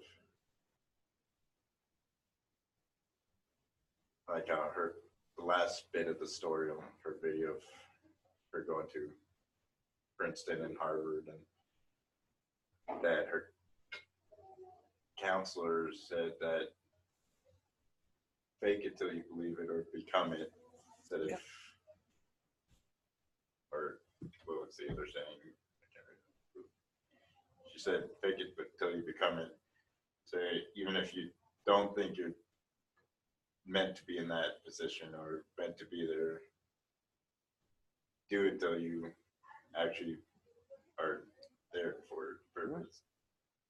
Like our elevator pitch is that we practice and practice and practice, and we'll get it down like we're just having a conversation. Right. Yeah. Yeah. Body language has a lot of components. Mhm. There is the facial expressions. There are our eyes, and they have names for all of these things. I mean, these guys that study these things, love to give names. But the general term kinesics, it describes our gestures, our facial expressions, our eye contact, and then there's subcategories. Oculesics is our eyes. Our eyes are extremely expressive.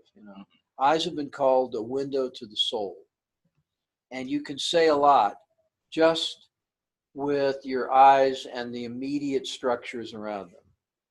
Just your expression, and a lot of times those expressions are so automatic that we don't even know we've done them. But they can also say a lot. Just a little upraised eyebrow when somebody says something. They're saying, wonder what that is. Or making a comment to you. You can read that. People who control their expressions too much make others nervous. So you don't want to go in totally poker faced. And I know people that do that. And what we do is when we can't read the body language, almost inevitably that's interpreted negatively. It may have nothing to do with negative. There are people who are naturally reticent. Sarai is very sort of pulled back. Nothing wrong with that. When you get to know her, you start to be able to read her a little bit.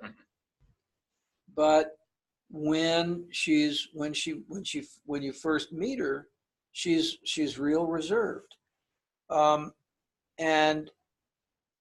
there's just enough there to where she's present.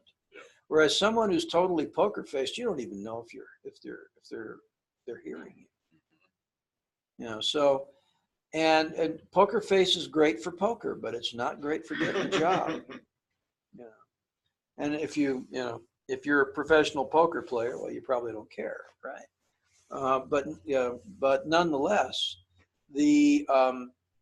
most of us will react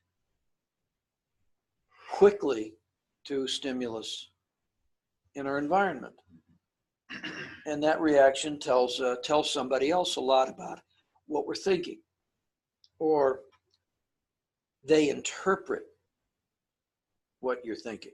They may or may not be right. I want to add, because of course, when you do that, you're making assumptions. But I mean, if someone goes, you say something and someone goes, you've surprised them, if they go, you've either angered or maybe perplexed them, So you have to remember that our body language, we have to maintain a bit of control over it. But don't be so controlled that somebody is sitting there saying, no, I don't know what to think. I don't know what this person was thinking. and maybe that's good and maybe that's not. But the issue really is, as videos that we've seen or videos that are available, body language is 93% of communication. If you control your body language to where you're not communicating, then 93% of your message is lost. If you just sit there like a corpse, no communication, no facial expression changes, then most of whatever it is that you're trying to, that would be communicated, is not there. And people tend to do something that is, in my opinion, inappropriate, but it happens all the time, and we all do it. We make up a reason. And that reason is based on our own biases, our own filters. You know, I can't read this guy, therefore I can't trust him. Now, maybe this guy is one of the most trustworthy people on the planet. But but your experience may be that, you know, I can't trust this guy. You know, I can't trust people who are like that. Now, it doesn't mean that you're going to demand that everyone just wear all of their reactions, their feelings, everything right on their sleeve, you know, just really right out there, because that makes people nervous as well. So don't let body language send the wrong message. But if you do have a reaction to something somebody says, a surprise, you may ask for some clarification. That gives them two things. It says, oh, I've surprised him. He's not mad. And maybe I didn't explain this very well, you know, because we all get into a point where there are times when we're thinking, didn't explain that well. How could I do that better? But if somebody doesn't say anything and you find out later that they didn't understand you, then you don't have the chance at that point to really make it clear. Yeah. Okay. So body language is pretty important in general. Like one of the PowerPoints on the course media, Mm-hmm. shows they did a survey in Group A and B, and the Group A was shown recordings of an interview with no audio, just the body language and the dress and that. And Group B was the recording with the audio, and Group A got who was chosen for the job correctly, like 93 or whatever % right of who was going to be hired, Right. just based on what they looked in the body language. And what Group B did, because they could actually hear what they're saying, and didn't really pay attention to the body language. Right. There's a wonderful there's a wonderful issue about a video that is passed around. I don't know if you've ever seen it, but it's of a bunch of guys playing basketball, passing a basketball around. And so the instruction is, how many times did the men pass the basketball to other men? Because it was a mixed group. How many times did they do that? And so everybody's sitting there studying and counting and everything. And then at the end, somebody says, what did the gorilla do? Oh, yeah, Right? I've seen that. Right. Yeah, you've seen that. Girl just comes out. Yeah, and stands there and dances and does a couple things and goes up. And people don't see it. Yeah. Because what they're doing is they're looking at Focusing the on ball. Where's the ball going and who's it going to? And then they say, and in the uniform response, I mean, almost uniform, you know, but the uniform response is, what gorilla? And then you show it again, the exact same thing, and watch for the gorilla, and there he is, real obvious. And like, wait a minute, was he there the first time? Yeah, right. Is this the same video? Right? But it is the same video. So, you know, what we do is we shut out when we are concentrating on words, we often shut out the body language. A good interviewer won't do that. A good interviewer will listen to the words, Do everything else. but they want to see how you react, and read you from there. So that's really really what what communication is about. So the discussions and everything that we've had, and the PowerPoints and other things, have a lot of information in them. But what we don't want to do is be so completely overwhelmed in the verbal communication that we lose the body language. But we also want to hear the words.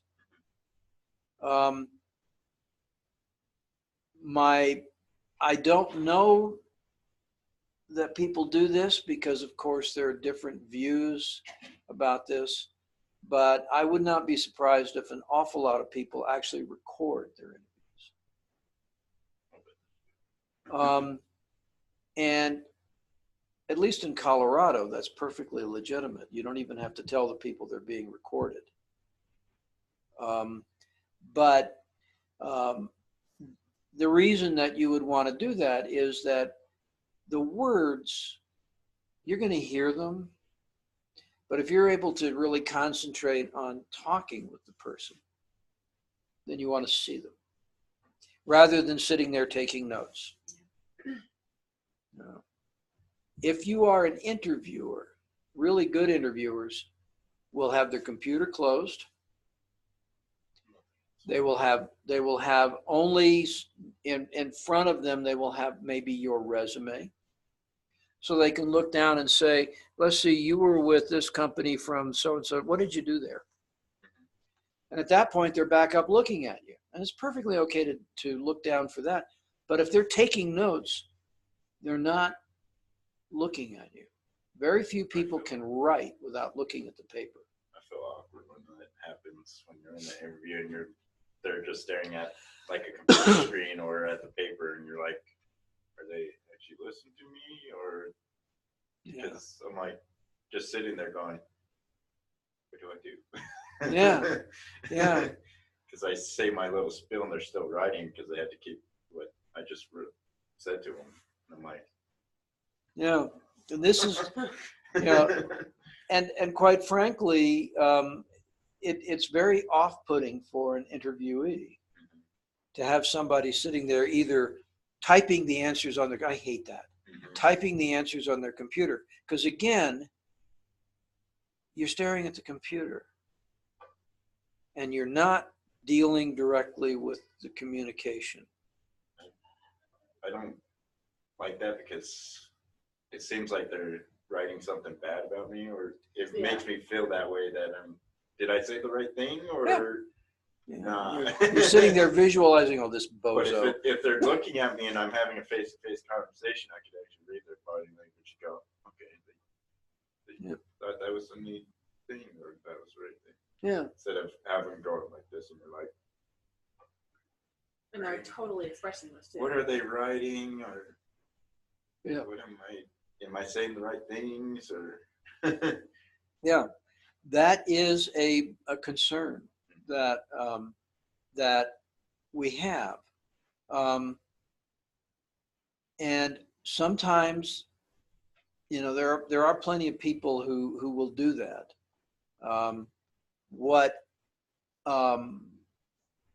And again, when I've done interviews, I don't record them, but I have a pretty good memory. And as soon as the interview is over, I'm on the computer or I'm on a pad of paper writing things down. But I really, a computer is a barrier. A pad of paper is a barrier. And so when you go into an interview, you're going to have interviewers that do things all different ways. It just depends on the person, depends on the job, depends on, excuse me, sorry about that. Depends on the number of people they have to interview that day, you know. And if you're the first interview in the morning, that's not too bad. If you're the last interview in the afternoon, they're exhausted. May not be a great experience. Yeah, I've had those. Yeah. You go in and you can tell that they've been through like 10, 20 people, and Mhm. they're like, all right, same question. Like they don't want to do it, but they have to do it because they have to look at everybody possible. like the computer. They hate that one. So tell me about yourself. And they don't really do anything. They just sit there and don't really care what you say because they already made up their mind of who they're gonna hire. You could literally tell them that you're a serial killer and they'd be like, oh, how long have you been doing that?" Yeah. Like they're that tired. Like we're done. We already made up who we're gonna hire because that was like the first 5 people that we looked at. Yeah. Yeah. You really, the gang interviews are not good. Funniest rendition I ever saw was a movie, and I'm trying to remember the name of the movie. It was a French movie that was subtitled, and it was about a very, very wealthy man who happened to be essentially a quadriplegic, and his care person had, resigned or died or something, and he's hiring someone to come in and basically take care of him. Yeah. And this one guy walks in, and he's only applying for the job because the unemployment office says you have to apply for jobs, right? One of those. And he goes in, and somebody calls a name, and he stands up and says, "I'm this person," and comes over, and just basically he wants to get the interview over so he can have the signed paperwork. Yep. And then they hire him, and it goes from there. It's a great story. It's a true story. Well, based on the true story. Yeah. But it's based on real people. I can't remember. It's Intouchables, I think, is what it's called in English. But it's actually very, very good, very well done, just a fun movie. And his reaction when he finds out some of the things he has to do for this guy are good. He does it well. But the whole idea was he just took over the interview. And he took it over in such a brash manner. The last part of the interview was actually talking to the guy who was going to be his person. And he walks in and he's kind of rude and brash and everything with him. And the guy decides, I think I can work with this one. And hires him. And he didn't really want to work. Yeah. He wanted to continue to draw unemployment. But then they become best buddies. Yeah. It's usually what happens. Yeah. It's an interesting movie. We think we got it out of the Loveland Library and saw it. So, but it is another view of an interview. The guy just walks in, and he wanted the interview over with. Yeah. And and the people doing the interviewing were the other people in the household, and they didn't want to hire him. But the boss said, "Yeah, I want this guy." Like, are you sure? I don't know. Did you look at the same person? Or? Yeah, but he liked the way he was just sort of straightforward and not taking any BS off him. Yeah, and it turned It's into like a genuine person. Yeah. Instead of having coming in and going, "Oh, you're definitely here just for the interview. This is not your personality." yeah. And it was funny. It's a funny movie and a lot of fun as well. But that's a side. But that is something that again, when you looked at this whole room full of people interviewing for this job, you thought, "Oh my God, I would not want to be doing that. Would not want to be the interviewer." Because by the end of the day, you had to be so tired of hearing the same story over and Asking over the again. same questions, getting Yeah. the same responses. And how do you differentiate him? So this guy comes in brash and bold and you know, Just a regular guy. doesn't really want the job. He just wants to get the interview over with and sign the papers so I can take it back to unemployment and get my check. Mm. So it was interesting. It was fun. So all right. What about what did you think about the Amy Cuddy? Did you look at that TED Talk? You know, what did you think about her talk? I thought it had a lot of good points. Like, I kind of realized that a lot of my body language is really crappy because I tend to sit however I'm comfortable and not really care what other people are Mhm. thinking about how I'm sitting. I just sit down and do my stuff. Like, so it kind of made me look at how I sit and how I do work and stuff. And it's like, yeah, when I'm sitting here in class and stuff, you guys already know me. You guys already know that my body language has literally nothing to do with anything that I'm actually doing. I'm not mad. I just sit like this because I have long arms. I have What else do you put do? them. Like, you know, so yeah, no, it kind of made me realize that I need to have a little bit more control over that when I'm interviewing because I'm used to just being comfortable and doing what I feel like doing. Mhm. Apparently that makes some people angry and makes some people not want to hire you. Doesn't matter who you are, there's going to be somebody who doesn't want to hire you. Oh yeah. You know, you'll run into those sometimes. And it has to do with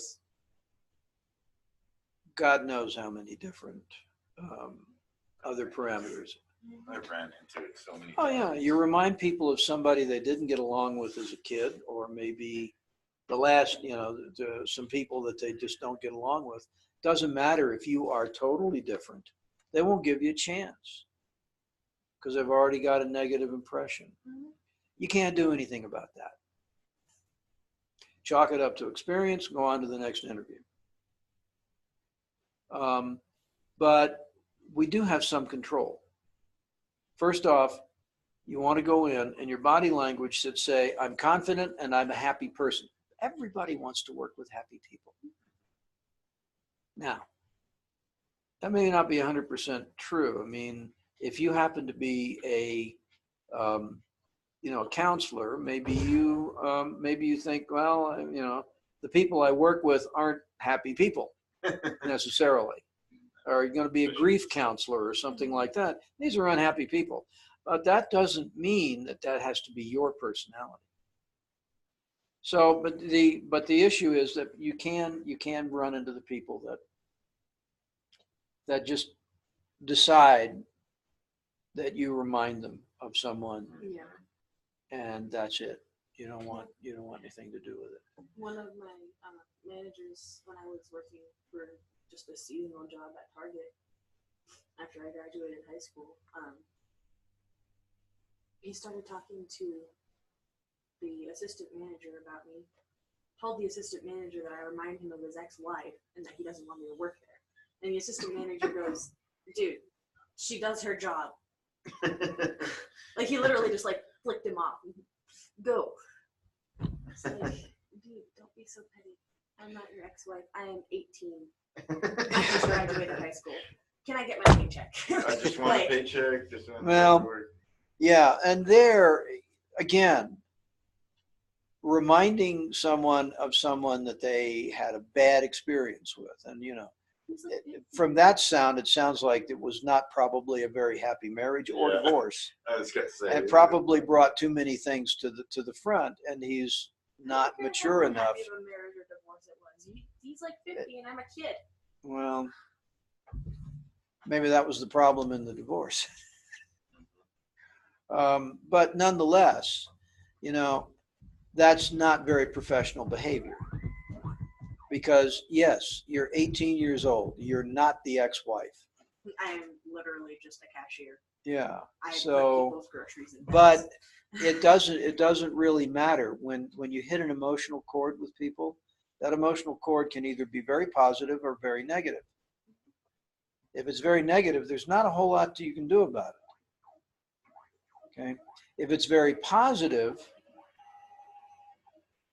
you know, that has its downsides too, potentially, in this society, but, you know, not the same and not as often. Okay. So that's something that you just have to let go, and you will run into that. I mean, I've run into it. You walk in, and it's very clear that someone has taken an active dislike to you for whatever reason. You know, maybe they, at my age, it might be because I remind them of their father. You know, Sure.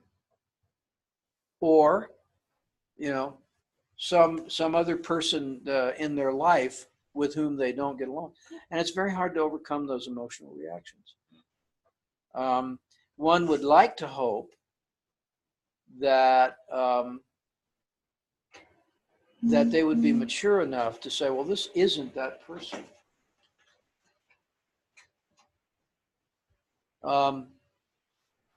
But a lot of people aren't that mature. So you just have to let it go. It seems like a lot of the people that are in, like my mom and my dad's generation, are like that.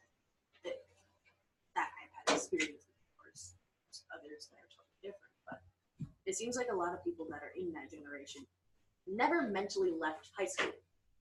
Everything is still supposed to be filled with drama. Everything is supposed to be all about them and stuff like that.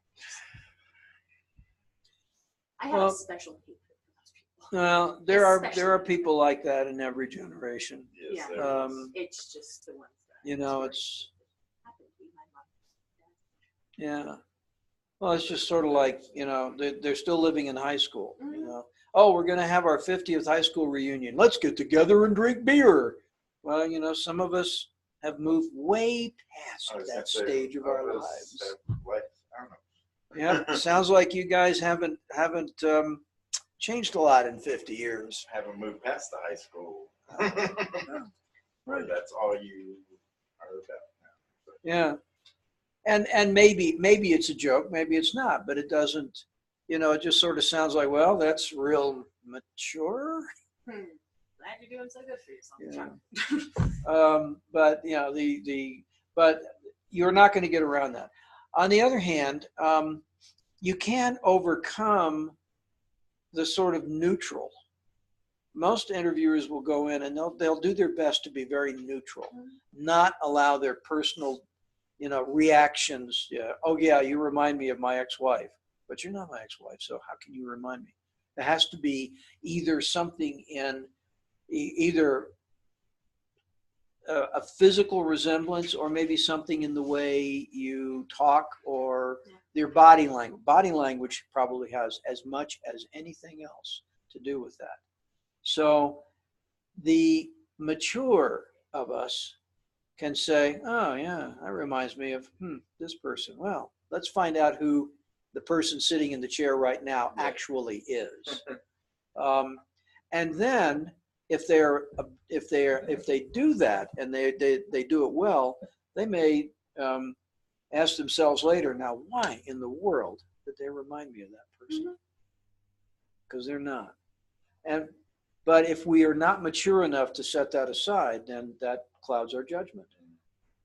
And I mean, I can tell you, I've seen lots of people that remind me of others I've known, some positive experiences and some negative experiences. And it can be difficult depending on how negative things have been to do that. But still, and the same with you. Don't walk in and look down and look at the person sitting across the desk or, you know, the person you're talking to and say, oh my God, it's so-and-so. I can't stand them. You know, you can't, you need to realize everybody's unique. And it's a hard thing to do. A lot of people have a difficult time with doing that. So what else did you learn from Amy Cuddy or from any of the other things that you've been looking at?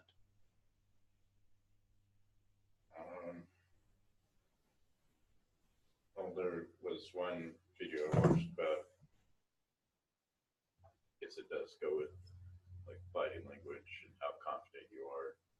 is answering the questions stuff. Well, it's funny, but you could go in and like the introduce yourself or tell me a little about yourself question. He went in and I don't know what else I could tell you. I'm such and such age. I'm coming from a small town. Just these like basic questions that really don't matter to the interview. And the interviewer's like, okay. All right. And that's what the interviewer said. He's like, all right, that's fair enough. And his friend goes, really? That's what you said? And he goes, yeah. Like, you gotta be more confident and actually bring up more of what makes you, you. Mm-hmm. And so they went in and he did that on the skit thing. And it's like, well, I worked for this company for 4 years and I had this skills. And I think because of those skills, the market for that product or whatever proved because of what I did for that company. And the interviewer's like, oh, that's very interesting. Yeah. And she goes, yeah, see, that's what you need to do. And they go on and on different other questions and stuff. Yeah. And it goes about, tell me about your experiences and your skills and stuff like that. And he goes, and then he goes, oh, as you can see, I did this and this, and didn't want to brag about himself. And that's what he told his friend. His friend's like, well, you could say something that, but it won't sound like you're bragging about yourself, kind of thing. And so he told about what he did and the accomplishments that it made and improved the company or what all this other stuff. You could see that just based on like walking through the door, like the first part showed him walking through the door and how he wasn't really confident because the guy was on the phone. He's like, just come sit down, and goes, oh, okay. And comes in all not very confident kind of thing, and he's like, do I sit here kind of thing, and like, and you could see that he wasn't that confident and didn't want to make him look too important kind of thing. He's like, no, you have to look that. Come in with a smile, feel like you're there you're gonna get the job kind of thing, and you could see it on the interview. Guy, oh, this guy's pretty confident. So I just learned that everything is based on how you react to it, and don't undersell yourself kind of thing. Right. So, but yeah, it's just interesting that so much of your body language makes the impression on the people. So you could say all this important stuff and make it sound like you're the person that are looking for, but if you don't have that body language to back up what you're just saying, they may just go, oh, he didn't seem like they were very confident or that they were that person kind of thing. Mm-hmm. And they might just turn you down just because of that. So Yeah, it's always a possibility.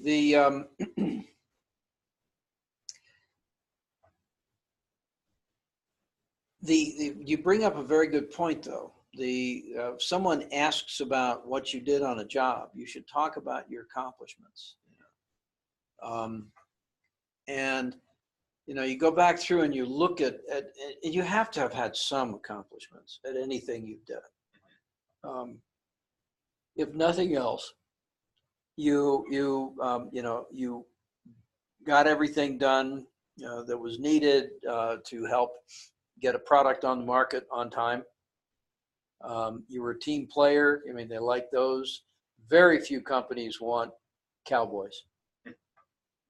They want people that are going to fit into a team effort and support the team and really help the company. Not everybody, comes up with something that makes a company $1 billion. Yeah. That's just not expected. But what we want to know is that what we accomplished was helping the company move forward. And again, if you've got accomplishments, and I mean, sometimes it's a case of I'll give you an example. Man retires from the military after 30 years.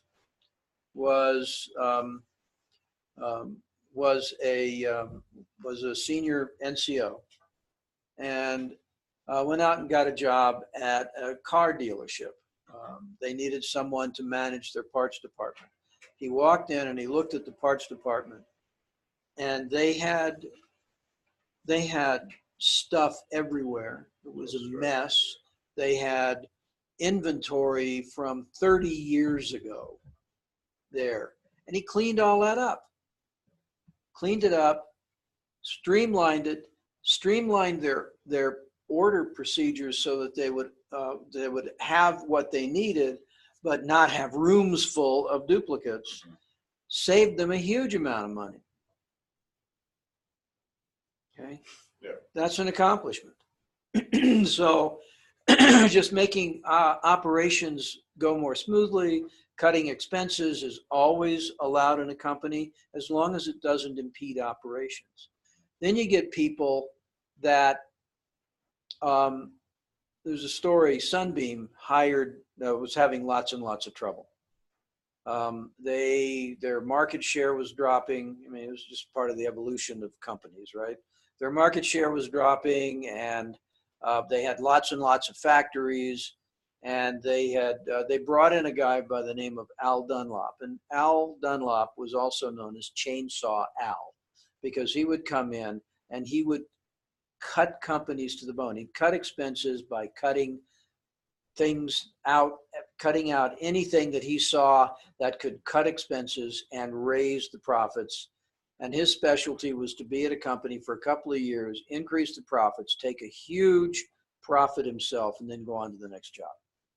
But he did so by cutting companies to where their long-term survival was actually reduced.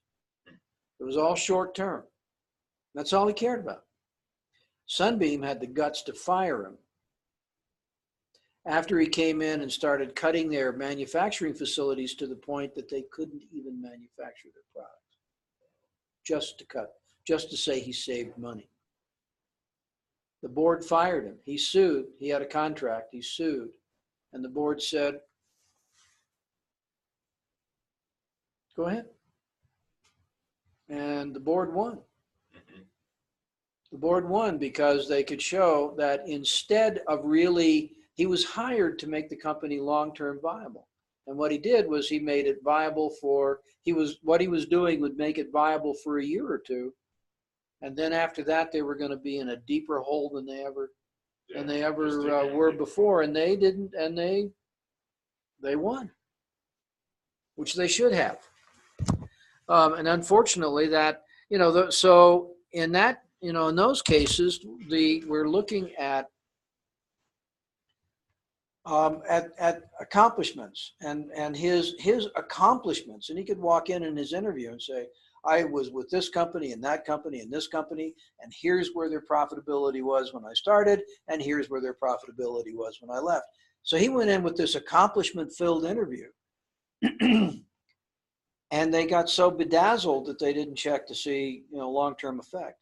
Now, most of us are not going to be in a position like that, but we can go in and we can say things like the example I said, which was, cleaned up the parts department. Yeah. We don't think about the parts department as a big money hole, but it is, especially if you have inventory, lots and lots of inventory that isn't going to move. You've got huge amounts of money tied up. So clean it up. Get rid of it somehow, even if it means, in some cases, just writing it off. Yeah. Short-term loss, long-term gain. So, there's lots, and so you can do that. Other people will walk in and say, well, we had, we had a real shortage of um, MAs on the job, and I came in and um, and I worked overtime, helping several different primaries until we could hire more MAs. I mean, that is, oh, good, working for the good of the company. Now, obviously, if you're working overtime, you're getting paid, but that's not the point. The point is you were willing to say, I pitched in. And that says a lot. That's the team player attitude. So there are all sorts of things that, oh, I can't talk to you, Jennifer. There are all sorts of things that people can look at. But when you're in an interview, when somebody asks you about a job, think about what you did. I mean, if nothing else, fulfilling, your duties. How can you be a superior cashier? I don't know. But showing up on time, never being short on the drawer, there's a biggie, So those are the kinds of things that of course, presumably going in for an MA position, you're not going to be running a cash register, but it's the attention to detail that implies.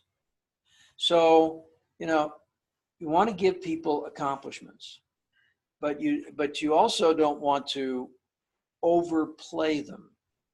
Don't make them look better than they were. And everybody has stories, like that, where they can say, I did this was, and some jobs it's hard to say what you've accomplished other than I did my job. being there, doing the job, being on time, and as I say, with running a cash register, never being short or over. Okay, those kinds of things will, say something about your work ethic and your attention to detail. So you just want to look at those things in a manner that tells people what you did. They don't care about, oh, well, I had a lot of customer service, blah, blah, blah. Give examples. Because that is another question. Give me an example of fill in the blank. And there's no way to prepare for all of those possible questions. Go back and look at your resume. Your resume tells people what jobs you've had, what positions you've held. So look at those and say, what could I say positive about these things? Just be prepared. 90% of an interview is being prepared. Somebody who walks in and doesn't even know where to sit down is really not prepared. And so, these skits are, obviously sort of, they're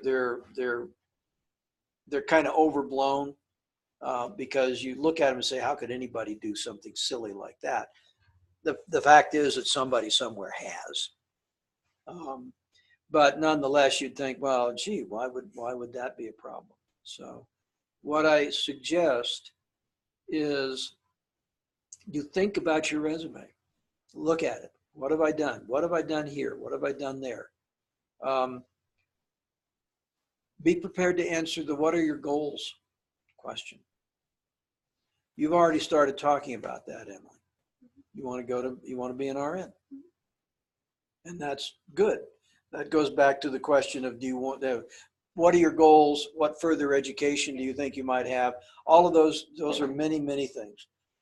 If your goal is to do something that's completely ridiculous, that's a negative. My goal is to be a multi-billionaire by the time I'm 30. Well, I mean, unless you're a I Mark wish. Zuckerberg or an Right. Elon Musk, Yeah. um, that would the be very nice, you're not likely to be in that category, right? And it's a little late to start. But if your goal is to, you know, acquire further education and move into this, you know, you could even you could say that in anything you like along those lines. What you don't want to say is within 2 years I want to be out of this job and doing something else. You know, yeah. that might be in the back of your head, but it should never come out of your mouth. Because a lot of times you're going to be in positions where they're going to want stability, because they've had enough of people who they were on the job for 1 or 2 years and they're gone. They just don't like it. I've had some interesting feedback from PAC members. We had a medical PAC meeting here, and one person was saying, well, we really don't want people to have more than one certification Why? because they don't think they'll stay. There's two things going on. This may have been the bias of the person who was saying it, but it was a case of we think they don't know what they really want, and we think that they won't stay with us for very long, and they want more pay. That's what I'm looking off the circuit. Yeah. I should be getting paid more. Yep. Yep. And there is, you know, one of the issues. If you've run into somebody like that, again, you know, most people are happy to see people with multiple certifications. You know, as an MA, you can do a lot. You don't need a phlebotomy certification. You don't need several other certifications. If you have them, it's a plus in most cases, because you have studied and actually taken the time to get those certifications. You're willing to put in the actual work. Yeah. Most people will feel that way. But occasionally, as I say, we had this one person who said, I was sort of nonplussed by it, because I always tell my students, get as many of them as you can, you know. And especially since the school will pay for them. Yeah. Take advantage of that. Why not? You're paying a lot of tuition. Get what you can. Take advantage. Okay. All right. Once again, on Monday, come in prepared for mock interview. We'll be working with a man by the name of Dennis Baker. Dennis is retired, but he's active in the community. So, and he's been helping long enough that he and Joel are good friends. So he's been around a while. And remember that we'll have the ACCSC and Eric Julin here on Monday, for this Monday and Tuesday of next week. But the only days that's going to affect Emily and me going to be Monday, because I'm never here on Tuesdays either. But just be aware that that's the case. So when ACCSC is here, we like people to dress according to dress code. You guys will be dressed above dress code for Monday, so that's okay. But other people, we advise, if they're coming in on another day and they're not doing an interview, they wear the appropriate dress code, which in medical people, that is scrubs. Yeah. And by the way, scrubs, you know, it doesn't matter what class you're in, scrubs are always acceptable. And in fact, you are supposed to wear scrubs. Yeah. And Cody, just casual professional. So you'll look fine on Monday. Just, you may want to spiff up a little bit for Tuesday. I'll be spiffing. Yeah. So, because I'm we not going to change of clothes pardon? on Yeah, that's fine. That's also typical for a mock interview Monday. day. Because like, It's also typical for a mock interview day. Okay.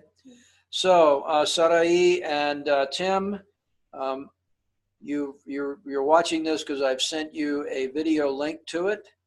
The code word for today is London, London. So email that to me so that I know you've watched the video.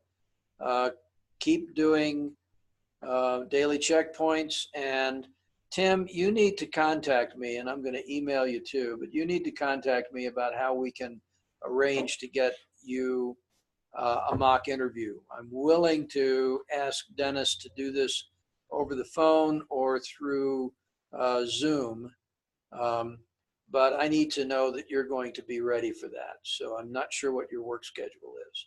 So please let me know. And I will see you guys on Monday.